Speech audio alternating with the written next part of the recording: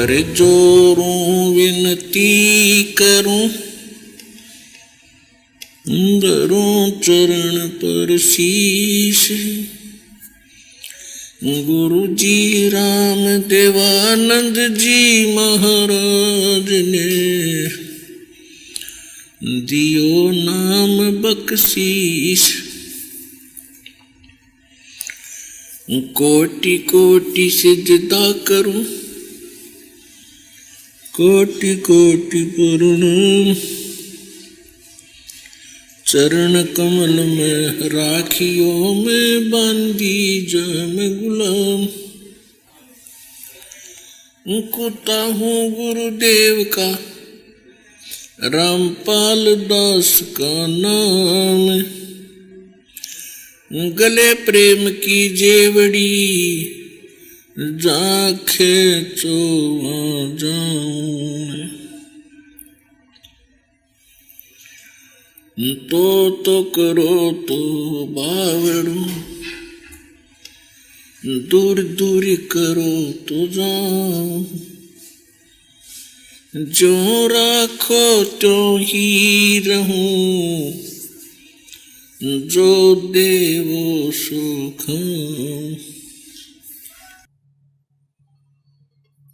परम पिता परमात्मा पूर्ण ब्रह्म सर्वश्रेष्ठी रचनहार कबीर परमेश्वर जी की असीम रजा से आप सभी पुण्यात्माएं सत्संग सुनने के लिए उपस्थित हुए।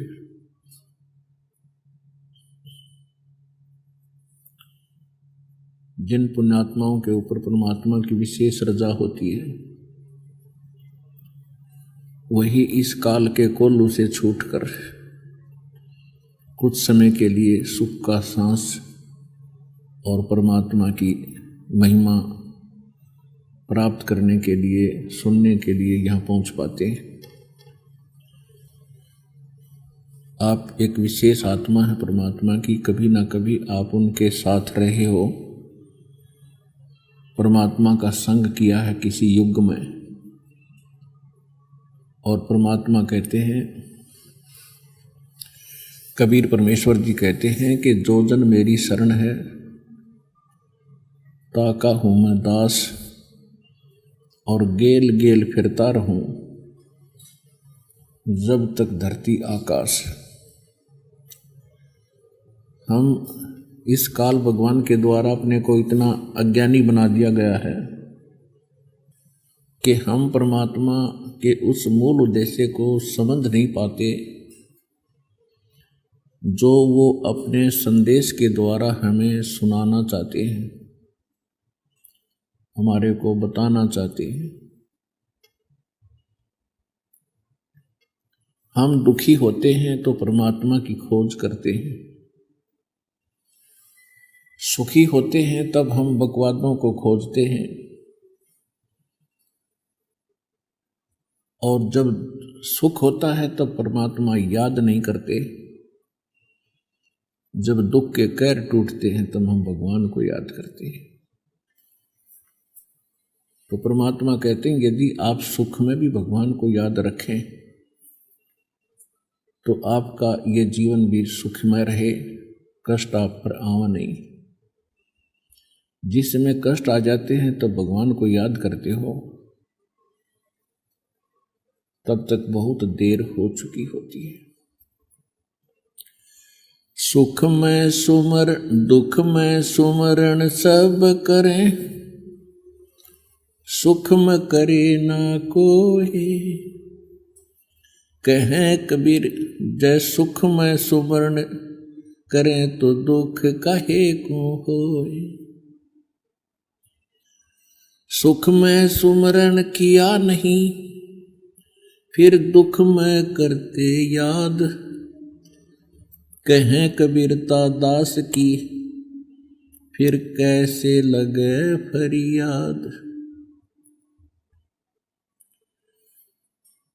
तो हम सुख में यदि भगवान की भक्ति करें तो हमारे ऊपर आपदाएं नहीं आवे। आपदाएं घेर लेती हैं तब हम भगवान को याद करते हैं, फिर कहते हैं इतनी जिन्होंने सुख में भगवान को याद रखा है उन पर आपदाएं नहीं आती, ये विधान है भगवान का। और जिन्होंने सुख में भगवान याद किया नहीं, दुख में फिर रोने लगे, फिर परमात्मा नहीं सुनता। फिर सुनता कैसे है? कहते हैं कबीर हरि जर उठ गया तो गुरु की शरण में जावे, और कहें कबीर गुरु रूठ गए तो हर ना करे सहाय। अब जब तक हमारे पुण्य चलते हैं तब तक तो हमारा राम प्रसन्न होता है, भगवान खुश होता है। जैसे कोई व्यक्ति सुखी नजर आता है तो आम व्यक्ति कहता है कि भाई इस पे भगवान राजी है, परमात्मा इस पे प्रसन्न है। और जो दुखी व्यक्ति होते हैं वो स्वयं ही कहते हैं कि हमारा राम रुष्ट गया, हमारा भगवान रुष्ट हो गया। कारण क्या है कि जब तक हमारे पुण्य चलते हैं, शुभ कर्म चलते हैं, तब तक हमें कोई आपत्ति नहीं आवेगी। हम चाहे कितने गलत काम करते रहें, चाहे हम कितना उद्मस उतारें और कितनी ही गलत वस्तुओं का सेवन करें। जैसे हम पहले देखा करते थे और अब तो और अच्छी तरह ध्यान में आती हैं ये बातें, जो व्यक्ति कभी भगवान को स्वप्न में भी याद नहीं करते और सारा दिन कोई गुट्टी लावे, कोई ताश खेले या कोई बकवाद करे, अटपट करता है और सारे सुख हैं उनके पास, तो अब परमात्मा के इस ज्ञान से पता चला कि इनके अभी कोई संस्कार ठीक चल रहे हैं। और जब उनके ऊपर आपदाएं आने लगी, एक से एक बढ़कर उन पर आपत्ति टूटी। लेकिन उस समय हमें यह ज्ञान नहीं था कि अब ये दुखी क्यों हो गए। अब पता चला कि हमारा जो प्रारब्ध बनता है एक जीवन का, मनुष्य का जो जीवन निर्धारित किया जाता है, वैसे तो प्रत्येक प्राणी का ही, तो उसमें पुण्य और पाप दोनों ही का योग किया जाता है।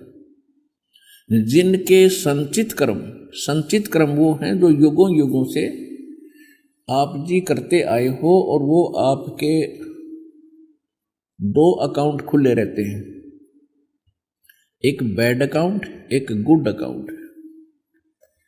बैड अकाउंट में ये सब पाप इकट्ठे लिखे जाते हैं और गुड अकाउंट में आपके पुण्य और भक्ति कर्म नोट होते हैं। जिनके संचित कर्मों में पुण्य अधिक हैं और पाप भी पैरेलल हैं ही, तो उनकी एवरेज ली जाती है। जैसे 20% पुण्य ले लिए, 20% पाप ले लिए। जब पाप जिसके लाख हैं तो अपने आप बहुत घने होंगे, और पुण्य थोड़े हैं तो 20% में थोड़े ही पुण्य आएंगे। तो जब तक हमारे पुण्य चलते हैं तो हम सोचते हैं हम सुखी हैं और भगवान हमारे ऊपर प्रसन्न है। और जब हम दुख का सामना करते हैं तब आम व्यक्ति भी कहते हैं कि इनके साथ बहुत बुरी बन रही है, और वो खुद कहते हैं कि हमारा राम रूठ गया, हमारे भाग फूट गए। अब जैसे कोई जंगल में, खेतों में कार्य कर रहा है और एक घड़ा पानी का भर ले गया, जब तक उस घड़े में जल है उसको कोई प्रॉब्लम नहीं, प्यास लगी गट गट 2 गिलास पी लिए। और जब वो घड़ा खत्म हो गया, यानी जल खत्म हो गया, घड़ा खाली हो गया, तो फिर उसको आपत्ति का सामना करना पड़ेगा, प्यास लगेगी। तो उसके वो पुण्य थे वो खत्म हो गए, समझो, जो उसने संग्रहित करके ला रखे थे खेत में जल भर के। अब वो फिर क्या करता है, उस घड़े को फिर से भरने के लिए कहाँ जाता है, या कुआं तलाशता है या किसी हैंड पंप की खोज करता है। अब वहां जाकर के हैंडपंप या कुएं से वो फिर से उस गड्ढे को भर लेता है तो आपत्ति आती है। तो उसका क्या इलाज है? जैसे गुरु गोविंद दोनों खड़े, काके लागू पाए, बलिहारी गुरु अपना, जिन गोविंद दियो मिलाए। कबीर हरि जय रूठ जा, गुरु की शरण में जावे, कहें कबीर गुरु रूठ गए तो हर ना करे सहाय। अब फॉर एग्जाम्पल, उदाहरण के लिए, गुरु जी को समझो हैंडपंप। सतगुरु जो होंगे उनका कनेक्शन, उनका संपर्क उस सुखदायी परमात्मा से होता है। जैसे हैंडपंप का निचला हिस्सा उस शीतल और मीठे जल में होता है, और उस हैंडपंप के पास आप जाओगे तो हैंडपंप से आप अपना फिर वो खाली घड़ा भर लीजिए। कबीर हरि जय रूठ जा, गुरु की शरण में जावे। यदि आपके पुण्य रूपी घड़ा खाली हो गया तो फिर सतगुरु के पास जाना पड़ेगा। वो हैंडपंप है उन पुण्यों को से आपका फिर से घड़ा भरने के लिए। अब कहते हैं, कबीर साहब कहते हैं कि गुरु गोविंद दोनों खड़े और काके लागू पाए, बलिहारी गुरु आपना, जिन गोविंद दियो बिलाए। अब ये कैसे बोला परमात्मा ने? इसलिए बोला कि जैसे एक तरफ तो घड़ा भरा है पानी का और एक तरफ खड़ा है हैंडपंप। हैंडपंप इज गुरु और घड़ा पानी का जो भर दिया वो समझ लो जल है राम, यानी जो हमें राहत दे, सुख दे। तो वो जल आपको, घड़े का जल आपका राम है और हैंडपंप गुरु है। तो यहां परमात्मा कहते हैं गुरु गोविंद दोनों खड़े। अब किसको काके लागू पाए? स्वयं ही उत्तर भी दे रहे हैं कि बलिहारी गुरु आपना, जिन गोविंद दियो मिलाए। उस घड़े से और घड़े और हैंडपंप में से किसको सिलेक्ट करेंगे? परमात्मा उत्तर भी दे रहे हैं कि हम तो अपने गुरु के ऊपर बलिहारी हैं। हैंडपंप मिल गया तो 20-100 घड़े भर ले, और हैंडपंप नहीं है तो जो भगवान यानी जल आपके पास उपलब्ध है वो कुछ ही समय के लिए है। तो इसलिए सतगुरु का इस जीवन के अंदर घनी जरूरत है। ये सतलोक आश्रम बरवाला, जिला हिसार, हरियाणा के अंदर वो हैंडपंप है जो इस विश्व में नहीं है।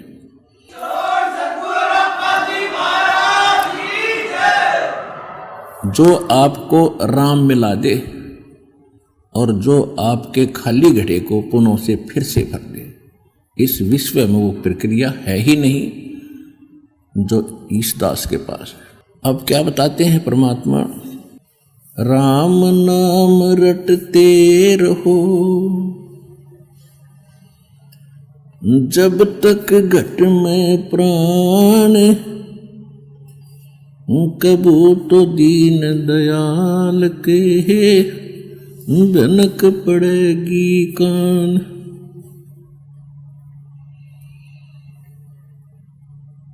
राम रटत कोड़ी भलो, चू चू पड़े जो चाम, वो सुंदर शरीर किस काम का, जा मुख नाही नाम। राम रटत निर्धन भलो, टूटी घर की छान, वो सुंदर महल किस काम के, जा भक्ति नहीं भगवान। राम रटत कन्या भली, साकेट भलो न पूत, जैसे छेरी के गल में गलथना, जिसमें दूध ने मूत। परमात्मा कहते हैं कि राम रटत कोढ़ी भलो, कोढ़ी जिसके चाम भी कट कट के गिर रहा हो। और जो सुंदर शरीर वाले हैं वो भक्ति नहीं करते, वो अपना जीवन व्यर्थ कर रहे हैं। अपने आत्माओं, ये शरीर न तो सदा किसी का रहा है ना रहेगा, इस बात से सभी परिचित हैं, लेकिन दृढ़ता नहीं है। इसके ऊपर हमारे दिमाग की सुई टिकती नहीं है। कभी विशेष आपत्ति होती है, कोई किसी की दुर्घटना या वैसे मृत्यु देख लेते हैं, कुछ क्षण के लिए हम भी थोड़े चिंतित होते हैं, उसके बाद फिर से मिट्टी गिर जाती है हमारी सोच के ऊपर। तो उसके लिए सत्संग में आने से वो ज्ञान फिर से होता है, ताज़ा होती है वो याद, जिन कारणों से हम विचलित हैं, भ्रमित हैं, और जिनके भूल जाने से हम गलतियां बहुत करते हैं, तो वो यहाँ याद दिलाई जाती है। सतगुरु के दरबार में जाइयो बारंबार, भूली वस्तु लखा देवें है सतगुरु दातार। तो क्या याद दिला जाता सत्संग के अंदर? राम रटत निर्धन भलो, टूटी घर की छान, वो सुंदर महल, वो कंचन महल किस काम के, जहां भक्ति नहीं भगवान। परमात्मा की भक्ति करने वाला इतना निर्धन व्यक्ति भी क्यों ना हो, जिसकी झोंपड़ी की छत भी टूटी हो, लेकिन भगवान को याद करता हो। और जो भगवान को याद करते हैं तो परमात्मा उसके विषय में क्या कहते हैं? जो बच्चा गऊ की नजर में, यो साईं को संत, भगतों के पीछे फिरे वो भगत वत्सल भगवंत। हम भगवान की महिमा से कोसों दूर हो गए, यथार्थ ज्ञान हमें प्राप्त नहीं हुआ, परमात्मा कौन है ये दृढ़ता हमारे अंदर आई नहीं, क्योंकि हमें गुरु ठीक मिले नहीं। सभी भ्रमित व्यक्ति हैं, गुरु पद प्राप्त है, अपनी अपनी डफली पीट रहे हैं। श्रद्धालु एक सीधे से होते हैं, उनको ज्ञान नहीं होता, और जहाँ भी जाते हैं, जहाँ भी वो संत का कोई बोर्ड देख लेते हैं, उसी पर समर्पित हो जाते हैं कि बड़ा विद्वान होगा, हमें कुछ ठीक गाइड करे।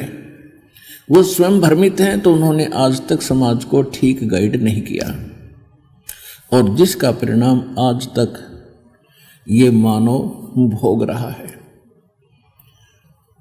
तो अब उसका सही रास्ता, सही ज्ञान, और कौन है वो रियल गॉड, वास्तविक भगवान, ये बिल्कुल खोज हो चुकी है, फाइनल हो चुका है। अब आपने केवल भक्ति भक्ति करनी शेष रह रही है, इस ज्ञान को समझ के। कबीर साहब कहते हैं, मां मुंड है उस गुरु की जिससे संशय न जाए। कहते इसे गुरु का भाड़ में जाओ, वो गुरु जिससे शंका निवारण नहीं होती संत भगत की। तो इस ज्ञान को दास जो आपको बता रहा है, ये गॉड गिवन है, ये कोई रामपाल का अपना घर का बनाया हुआ नहीं है, ये गॉड गिवन स्पिरिचुअल नॉलेज है, बिल्कुल रियल है। ये आपका कब समझ में आवेगी, वो आपके श्रद्धा पर डिपेंड करता है, आपकी निष्ठा पर डिपेंड करता है। जितनी श्रद्धा से, जितनी आस्था से इसको सुनोगे, ये एक दिन फाइनल हो जाएगा कि कबीर इज गॉड। और जो साधना दास बताता है फाइनल मंत्र है, विश्व में इसके अतिरिक्त कोई ज्ञान नहीं, कोई भगवान नहीं, और कोई भक्ति नहीं। और तभी आप आगे बढ़ोगे।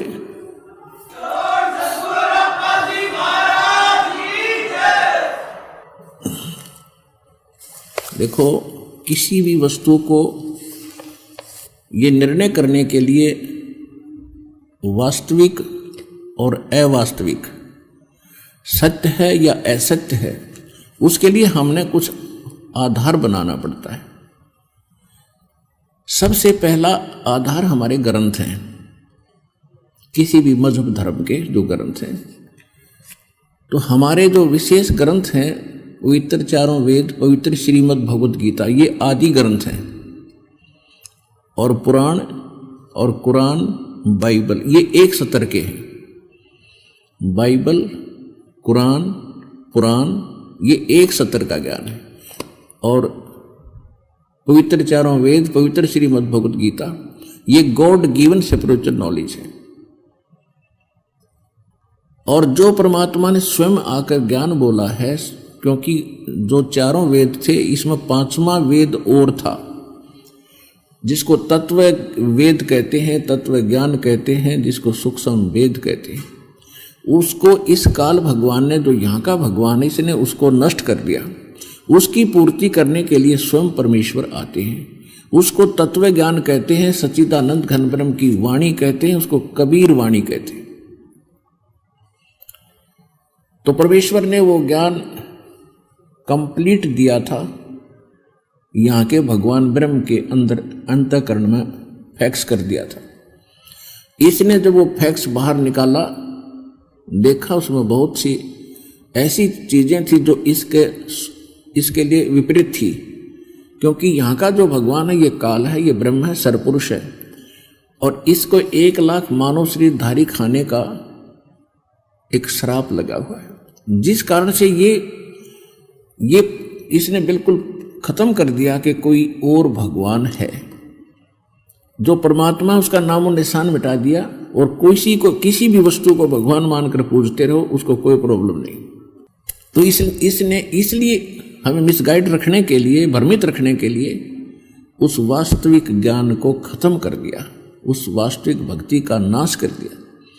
तो उसकी पूर्ति के लिए परमात्मा आते। तो वो परमात्मा, एक तो हमने सदग्रंथों को आधार बनाना पड़ेगा, जिनको आज तक हम सिर पर रखे फिर रहे थे। अब कुछ सिर पर पंथ चल पड़े हैं, वो कहते हैं हम नहीं मानते वेद गीता को। ये भी तो किसी व्यक्ति का लिखा हुआ है।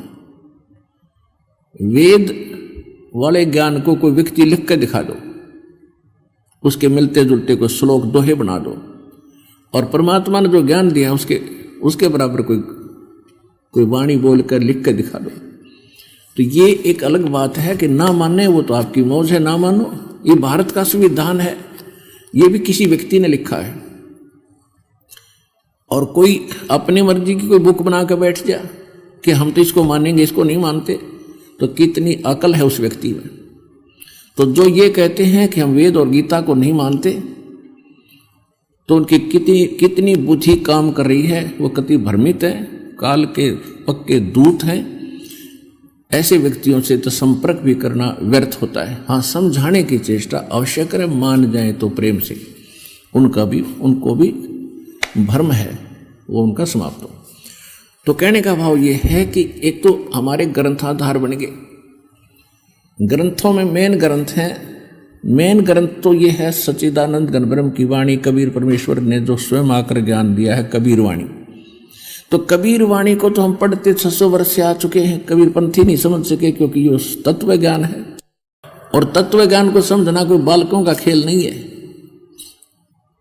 और जितने भी विश्व के आज वर्तमान के अंदर संत हैं, वो तो कह भी नहीं जानते भक्ति मार्ग का, और ये PhD की बातें हैं, वो पहली कक्षा के बच्चे नहीं है। तो इन PhD के ज्ञान को वो कैसे समझ सकेंगे? वैसे गुरुपद प्राप्त करके वो खुश हो रहे हैं। तो उनको समझने के लिए परमात्मा की कृपा और उसका कृपा पात्र संत, उन्हीं की रजा से उनको ठीक सुलझा सकता है। कबीर परमेश्वर कहते हैं, 9 मन सूत उलझिया, और ये ऋषि रहे जखमार, और सतगुरु ऐसा सुलझा दे उलझन दूजी बार। तो अब ऐसा सुलझा दिया इस ज्ञान को, हर प्रमाणित करके एक केंद्र पर 6 प्रमाण दिए दास ने, जब जाके ये अज्ञान ने जगह छोड़ी है और आपके हृदय में ये ज्ञान समाया है।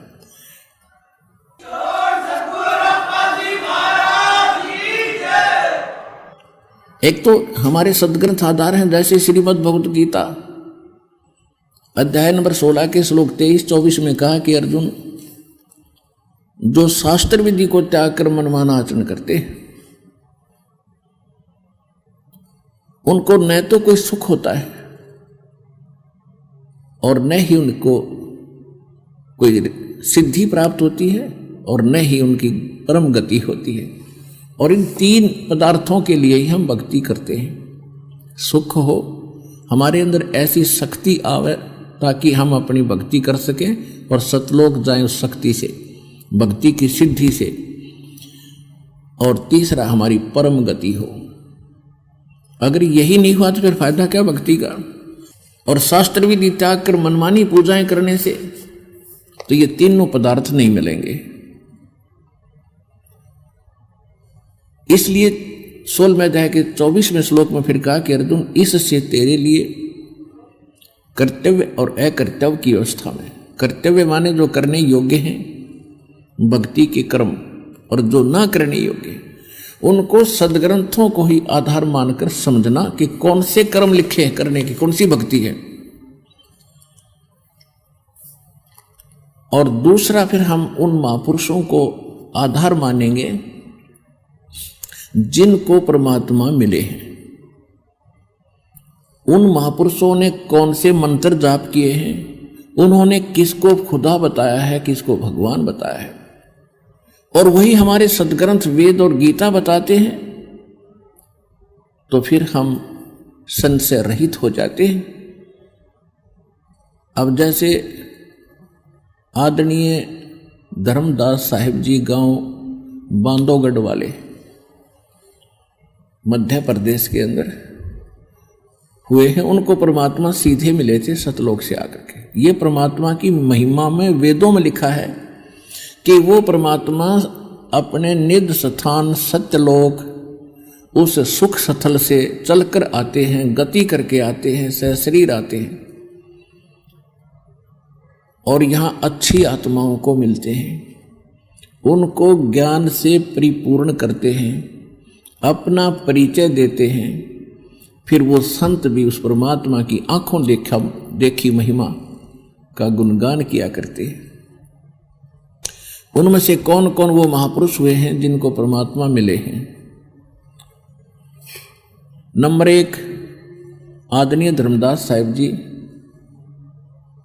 आदरणीय मलुकदास साहिब जी, आदरणीय नानक साहिब जी, आदरणीय दादू साहिब जी, आदरणीय गरीबदास साहिब जी गांव छुड़ानी जिला दद्दर हरियाणा वाले, आदरणीय घीसा दास साहिब जी गांव खेखड़ा और बागपत वाले, आदरणीय स्वामी रामानंद जी काशी वाले। इन महापुरुषों को परमात्मा सीधे मिले। और भी बहुत से महापुरुषों को मिले, जैसे नामदेव जी को मिले थे, लेकिन वो हमारे इतने पिक्चर में नहीं आ सके, क्योंकि जिस भी संत को पहले भगवान मिले हैं वो उनको लास्ट स्टेज में मिले हैं। जैसे नामदेव जी पुराने संस्कार बहुत ज़्यादा थे, पिछले पुण्य अधिक थे, सिद्धियां थी, उससे पहले बहुत सुप्रसिद्ध हो चुके थे और वो ओम नाम का जाप करते थे, रामकृष्ण को भी साथ ही भक्ति करते थे। फिर बाद में परमात्मा उनको मिले, उनको सच्चाई से परिचित कराया, फिर उनकी एकदम सच्ची भक्ति की न्यारी हो गई थी, लेकिन वो पिक्चर में नहीं आ पाती, जिस कारण से हम पहले वाली ही उनकी महिमाओं का गुणगान करते कराते और सुनते सुनाते रहे, जिस कारण से हम सच्चाई से अपरिचित रहे। और भी बहुत से महापुरुषों को मिले हैं, आदरणीय हजरत मोहम्मद जी को मिले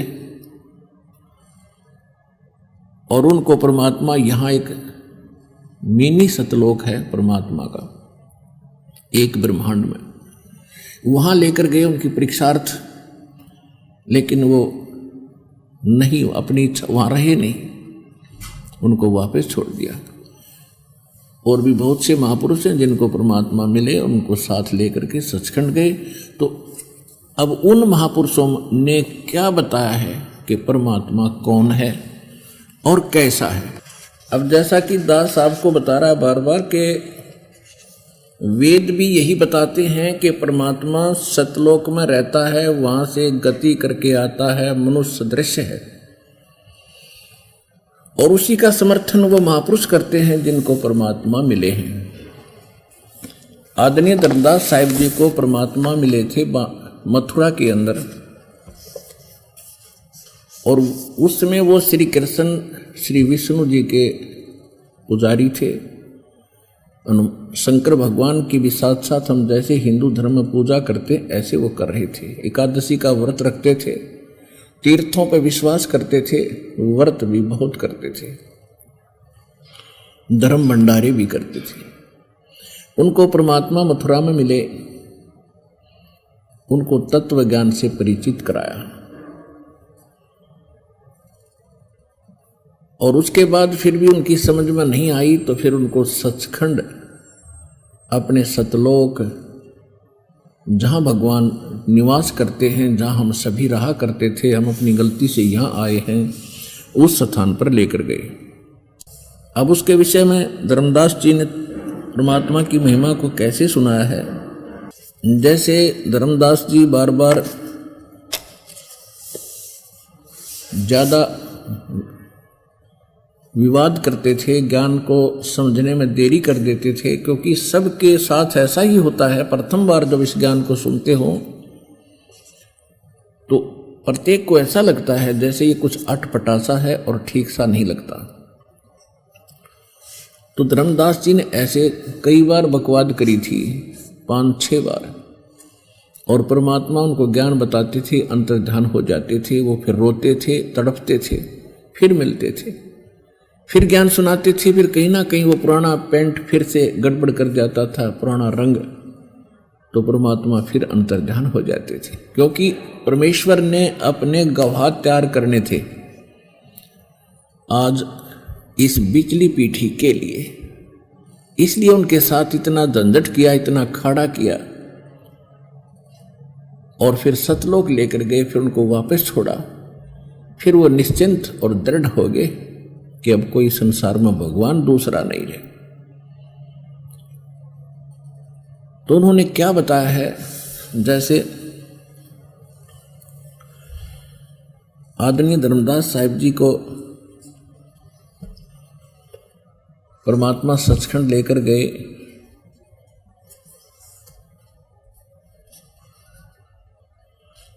तो वहां जाकर के उन्होंने जो वो सुख देखा, तो उन्होंने कहा कि भगवान अब मुझे वापस मत भेजो, मुझे यहीं रख लो। तो परमेश्वर ने कहा कि नहीं, यहाँ नहीं रख सकते, आप नीचे जाइए और पहले आप भक्ति से परिपूर्ण थे, भक्ति कीजिए। मैं ऐसा मंत्र दूंगा धर्मदास तुझे, ऐसा सतनाम दूंगा, सार नाम दूंगा कि आप शीघ्र ही भक्ति से धनी हो जाओगे और यहां आ जाओगे।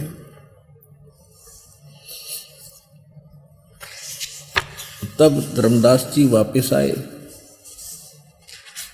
और जब परमात्मा सतलोक गमन कर गए,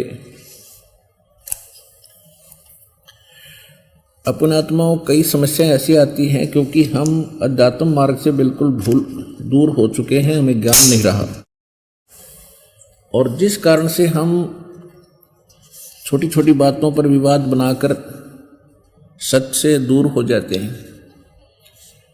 गरीबदास साहिब जी ने कहा कि अनंत कोट अवतार हैं, ये 9 चित्तवें बुद्धिनाश, और खलक खेल खलक में 6 ऋतु 12 मास। परमात्मा के असंख्य ब्रह्मांड हैं, और परमात्मा जब चाहे जिस क्षण में पृथ्वी पर आ जाता है और 1 सेकंड में अपने लोक में होता है। इसके विषय में आदरणीय नानक साहब जी कहते हैं कि अंधुल्ला नीच जात परदेसी मेरा, छिन आवे तिल जावे, और ताकि संगत नानक रहंदा क्यों कर मोंढा पावे।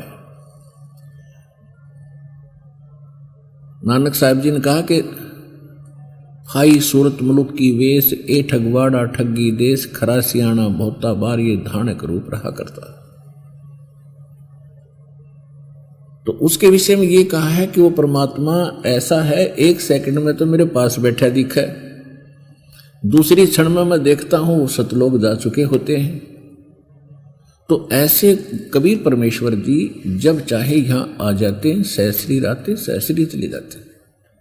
वैसे ये 21 ब्रह्मांड काल की जेल है और इस जेल में कैदी ही आ सकते हैं, लेकिन राजा के लिए कोई प्रतिबंध नहीं होता, वो किसी जेल में कभी जा सकता है और उन कैदियों को सुविधाएं देने के लिए। तो वो परमात्मा हमारे राजा हैं, हमारे मालिक हैं, वो कभी भी आ सकते हैं, कभी भी जा सकते हैं। तो यहां धर्मदास जी ने क्या बताया है,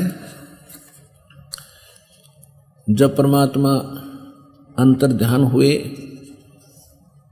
धर्मदास जी क्या पुकार रहे हैं, आज मोहे दर्शन दियो जी कबीर, आज मोहे दर्शन दियो जी कबीर, सतलोक से चल कर आए, सतलोक से चल कर आए, काटन यम की जंजीर, आज मोहे दर्शन दियो जी कबीर, आज मोहे दर्शन दियो जी कबीर, थारे दर्शन से मारे पाप कटत हैं, थारे दर्शन से मारे पाप कटत हैं, निर्मल होवे जी शरीर, आज मोहे दर्शन दियो जी कबीर, आज मोहे दर्शन दियो जी कबीर। अमृत भोजन मारे सतगुरु कर है, अमृत भोजन मारे सतगुरु जी में, वो शब्द दूध की खीर, आज मोहे दर्शन दियो जी कबीर, आज मोहे दर्शन दियो जी कबीर। हिंदू के तुम देव कहाए, हिंदू के तुम देव कहाए, मुसलमान के पीर, आज मोहे दर्शन दियो जी कबीर, आज मोहे दर्शन दियो जी कबीर। दोनों दीन का झगड़ा छिड़ गया, दोनों धर्मों का झगड़ा छिड़ गया, वहाँ टोहे ना पाए शरीर, आज मोहे दर्शन दियो जी कबीर, आज मोहे दर्शन दियो जी कबीर। धर्मदास की अरज गुसाई, धर्मदास की अरज गुसाई, बेड़ा लंगाइयो पर ले तीर, आज मोहे दर्शन दियो जी कबीर, आज मोहे दर्शन दियो जी कबीर।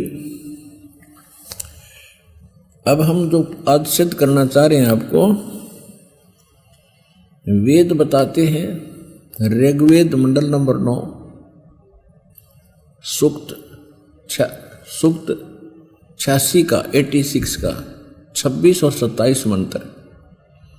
उसमें क्या लिखा है कि परमात्मा ध्रुलोक के, ध्रुलोक माने उस तेजो में स्थान सतलोक के, सतलोक एक पृथ्वी है, उसका कलर वाइट है, जैसे कि तक काले रंग की मिट्टी होती है और कहीं पर लाल रंग का बालू रेत होता है, तो उस परमात्मा वहाँ की जो मिट्टी है कंप्लीट एक कलर की है और सफ़ेद है और उसमें से बहुत ज़्यादा प्रकाश निकल रहा है। और वहाँ पर जितने भी वृक्ष हैं, पेड़ पौधे हैं सभी वाइट कलर के हैं, वाइट हैं, लेकिन उनके अंतर होता है। प्रत्येक फल का थोड़ा सा हटकर कलर होता है, पत्तों का थोड़ा सा हटकर होता है, पेड़ का हटकर होता सफेद ही है। तो वहाँ क्या बताते हैं कि वो परमात्मा उस धूल लोक के, उस सतलोक के तीसरे पोर्शन में, थर्ड पार्ट में, टॉप पर विराजमान है। वहाँ 3 विभाग हैं उस सतलोक के। जैसे दिल्ली है अपना राजधानी, तो दिल्ली के 3 पोर्शन हैं। एक तो बाहरी ग्रामीण क्षेत्र है, वो दिल्ली स्टेट ही कहलाता है, और फिर वो क्षेत्र है जहाँ बाजार बने हुए हैं, दूसरा, और तीसरा जहाँ पर हमारे प्रधानमंत्री जी और हमारी जो पार्लियामेंट बैठती है वो तीसरा स्थान है। इसी प्रकार वो परमात्मा भूलोक के तीसरे स्थान पर विराजमान है, और वो परमात्मा वहां से चलकर आता है, बिजली जैसी गति से आता है, अच्छी आत्माओं को मिलता है और भक्तों के पाप नाश करता है जो साधना करते हैं। ऋग्वेद मंडल नंबर 9 सूक्त 86 मंत्र 26 और 27 में, ऋग्वेद मंडल नंबर 9 सूक्त 82 मंत्र 1, 2, 3 में, ऋग्वेद मंडल नंबर 9 सूक्त 54 के मंत्र 3 में, ऋग्वेद मंडल नंबर 9 सूक्त 20 मंत्र 1 में, ऋग्वेद मंडल नंबर 9 सूक्त 1 मंत्र 8 और 9 में, ऋग्वेद मंडल नंबर 9 सूक्त 94 के मंत्र 1 में, ऋग्वेद मंडल नंबर 9 सूक्त 95 के मंत्र 2 में, ऋग्वेद मंडल नंबर 9 सूक्त 96 यानी 96 के मंत्र 17 से लेकर 16 से लेकर 20 तक, और भी अनेक स्थानों पर इसका सारांश बता देता है दास कि वो परमात्मा 3 प्रकार से लीला करता है सभी प्राणियों की केयर टेक करने के लिए, देखभाल के लिए। एक स्थिति परमात्मा की है कि ऊपर धूलोक यानी सतलोक के तीसरे पोर्शन में, यानी टॉप मोस्ट प्लेस पे, शिखर में, सुन शिखर में, चोटी पर एक बहुत बड़ा गुम्बद है मालिक का, सफेद व्हाइट, और उसमें सिंहासन बना है, तख्त बना है भगवान का, और उस पे परमात्मा विराजमान है। जैसे राजा बैठते हैं अपने सिंहासन के ऊपर, ऐसे मालिक विराजमान है, और परमात्मा नर आकार हैं, कबीर सदृश हैं, कबीर साहब जैसा ही उनका रूप है। उनके एक रोम में यानी एक बाल में करोड़ सूर्य मिला दे, करोड़ चंद्रमा, इतना प्रकाश है, और सिर पे मुकुट है जैसे राजा लोग पहनते हैं, और उसके ऊपर एक छत्र बना हुआ है। तो वो परमात्मा वहां विराजमान है इस रूप में। वहां से जब वो चलकर आते हैं, अपने उस तेज को हल्का कर लेते हैं, हल्का तेज पुंज का शरीर बना लेते हैं, क्योंकि एज इट इज रोशनी युक्त आ जाए, प्रकाश युक्त, तो हमारी चरम दृष्टि उन मालिक को देख नहीं सकेगी, जैसे उल्लू सूर्य नहीं देख सकता। यही स्थिति अपनी हो जाए, इसलिए वो अपने शरीर के उस नूर को, तेज को हल्का कर लेते हैं, सरल करते हैं, और फिर आकर के हमें मिलते हैं, हमें ज्ञान सुनाते हैं। ये तो वो 3 प्रकार से करते हैं। जैसे एक शिशु रूप धारण करके प्रत्येक युग में वो परमात्मा एक कमल के फूल पर विराजमान होते हैं, और कमल कहाँ होता है, अंडरस्टूड है, जल में होता है, सरोवर में होता है। जिस कारण से यानी परमात्मा सतलोक से चलकर आने के, आकर कमल के फूल यानी जल के ऊपर विराजमान होने से, यही कबीर भगवान नारायण उपमात्मक नाम से भी प्रसिद्ध होते हैं।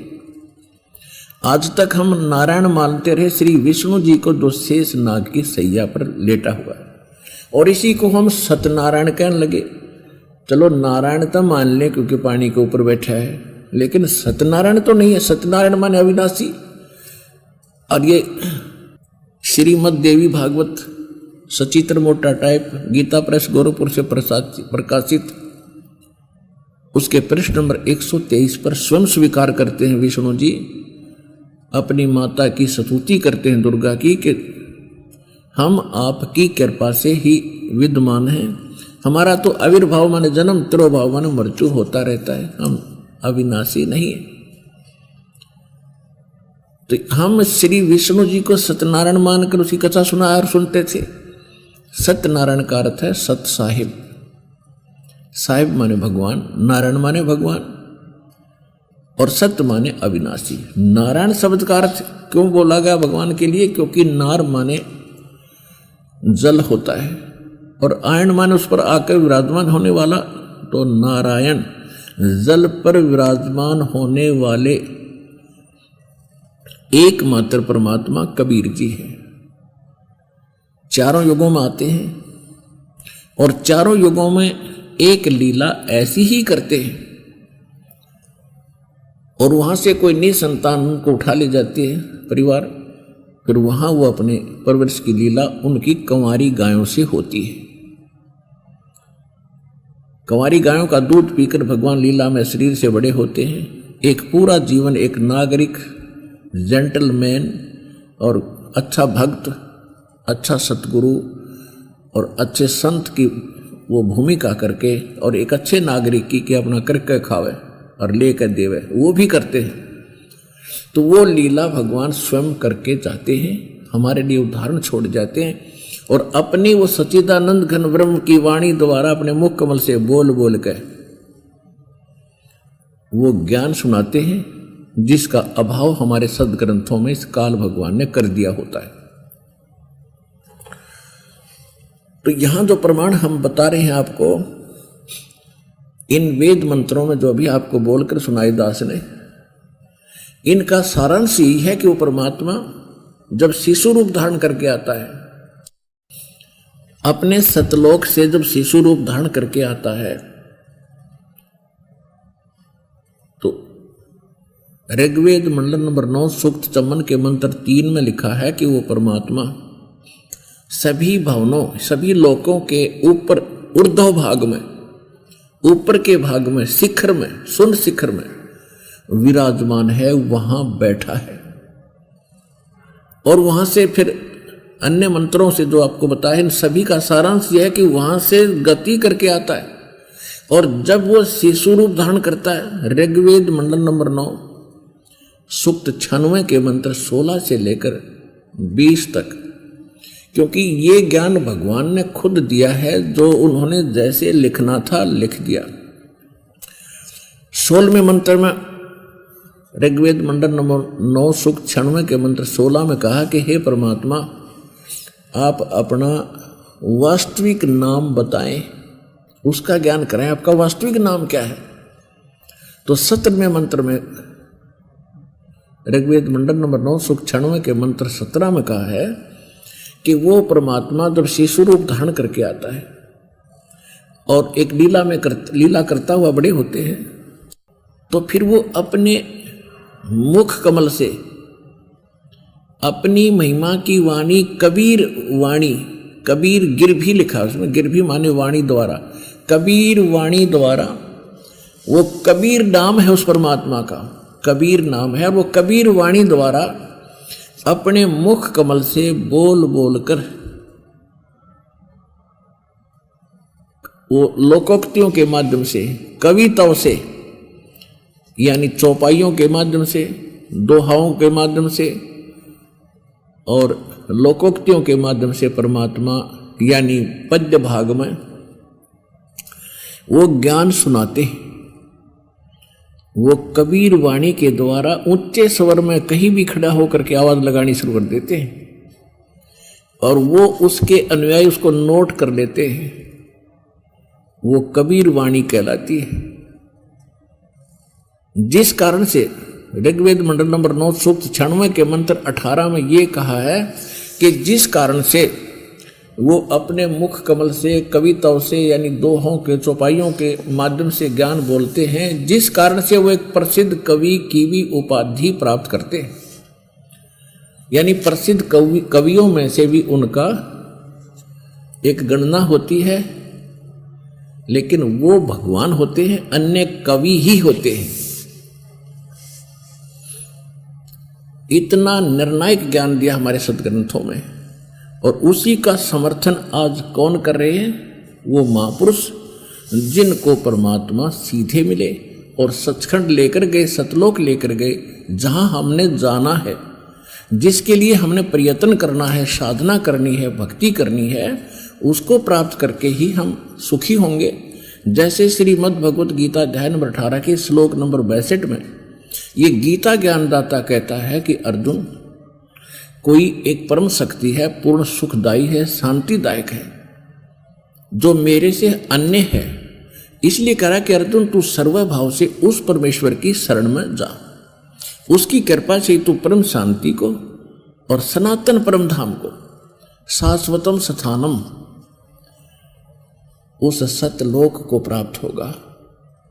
गीता अध्याय नंबर 15 के श्लोक 4 में कहा है कि जब तत्वदर्शी संत मिल जाए, क्योंकि गीता ज्ञानदाता गीता अध्याय नंबर 4 श्लोक 32 और 34 में ये स्पष्ट कर देता है कि पूर्ण परमात्मा अपने मुख कमल से एक तत्व ज्ञान का प्रकाश करता है, बोलता है, सुनाता है, और उसके अंदर धार्मिक अनुष्ठानों की विस्तार के साथ जानकारी दी गई होती है। उससे मैं परिचित नहीं हूं। चौथे अध्याय के 34वें श्लोक में कहा कि उस तत्व ज्ञान को तू तत्वदर्शी संतों से पूछ।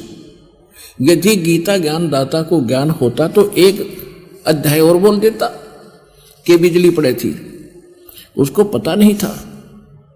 ऑप्शन छोड़ दिया कि तत्वदर्शी संत है, उस परमात्मा के गूढ़ रहस्य को जानते हैं, उनसे संपर्क साध, उनको विनम्र भाव से दंडवत प्रणाम करके प्रश्न पूछ, फिर वो तत्वदर्शी संत तुझे उस परमात्म तत्व का यथार्थ ज्ञान बताएंगे।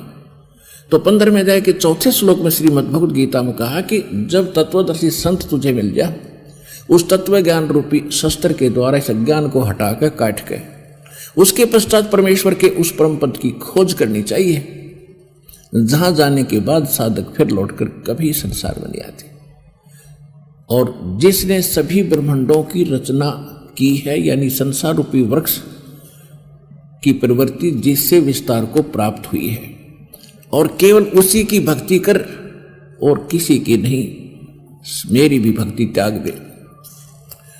अब ये अपनी स्थिति बताता है गीता ज्ञानदाता दूसरे अध्याय के 12वें श्लोक में, चौथे अध्याय के 5 और 9 श्लोक में, और 10वें अध्याय के 2 श्लोक में कि कहता है कि अर्जुन, मेरे और तेरे बहुत जन्म हो चुके हैं, आगे भी होंगे और पहले भी हुए हैं, और उनको तू नहीं जानता, मैं जानता हूं।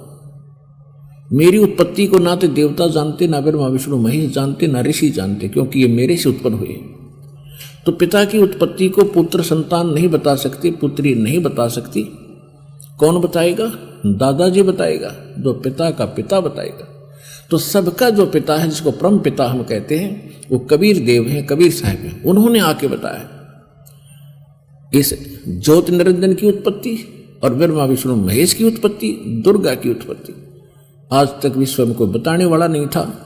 उसके बाद इस दास पर दया हुई है, जो आपके सामने भगवान के गूढ़ रहस्य को खोला है।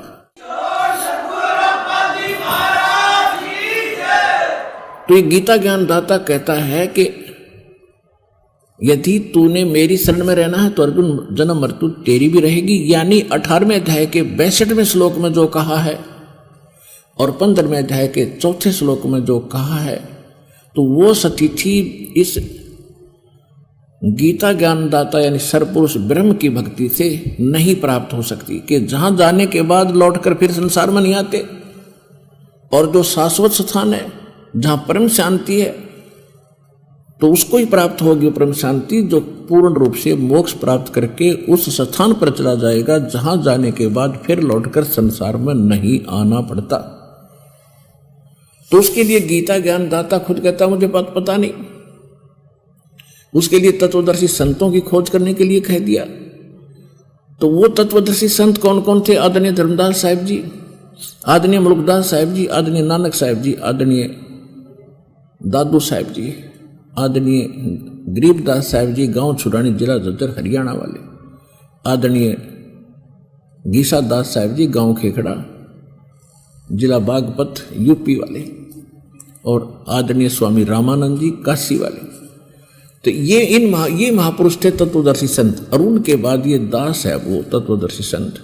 ना बीच में कोई रहा और ना पहले था और ना आगे होगा। तो कहने का भाव ये है कि अब जो प्रसंग चल रहा है कि गीता वेदों में क्या बताया है, ऋग्वेद मंडल नंबर 9 सूक्त 96 के मंत्र 8 में 18 में 17 और 18 19 20 का सीधा सा बता देता हूं। इसमें यह कहा गया है कि वो परमात्मा जब शिशु रूप धारण करके प्रकट होते हैं और बड़े होते हैं तो अपने मुख कमल से वो कबीर वाणी बोलते हैं, कबीर गिरभी। कबीर वाणी के द्वारा अपनी महिमा का ज्ञान वो स्वयं बोलते हैं, उच्चारण करके बोलते हैं, कविताओं से बोलते हैं, लोकोक्तियों के माध्यम से बोलते हैं, जिस कारण से वो प्रसिद्ध कवि भी कहलाते हैं, लेकिन वो परमात्मा होते हैं। और उनके ढेर सारे अनुयायी बन जाते हैं। उनके एक मुखिया रूप में यानी एक राजा के समान, उनका एक कमांडर के समान एज ए गुरु परमात्मा रहते हैं। उनको यथार्थ ज्ञान बताते रहते हैं, बुराइयों से बचाते रहते हैं। वो सभी उस गुरु का बड़ा आदर करते हैं जो परमात्मा स्वयं आते हैं। और उस परमात्मा के द्वारा बोली गई वो अमृतवाणी उनके अनुयायियों के लिए अमृत तुल्य होती है, उनको बहुत अच्छी लगती है। तो इस प्रकार वो परमात्मा मनुष्य की सदृश आता है, जैसे मनुष्य कपड़े दूसरे पहन लेता है, ऐसा लिखा है वेद में। कभी दिखाऊंगा रात्रि के समय, क्योंकि दिन में वो दिखते नहीं। तो वो ऐसा चलता है जैसे एक सुंदर शरीर कपड़ा पहन लिया इंसान ने दूसरा, ऐसे परमात्मा अन्य चोला पहन कर अपने ओरिजिनल बॉडी के ऊपर तब यहाँ आते हैं और ये यथार्थ ज्ञान सुनाते हैं।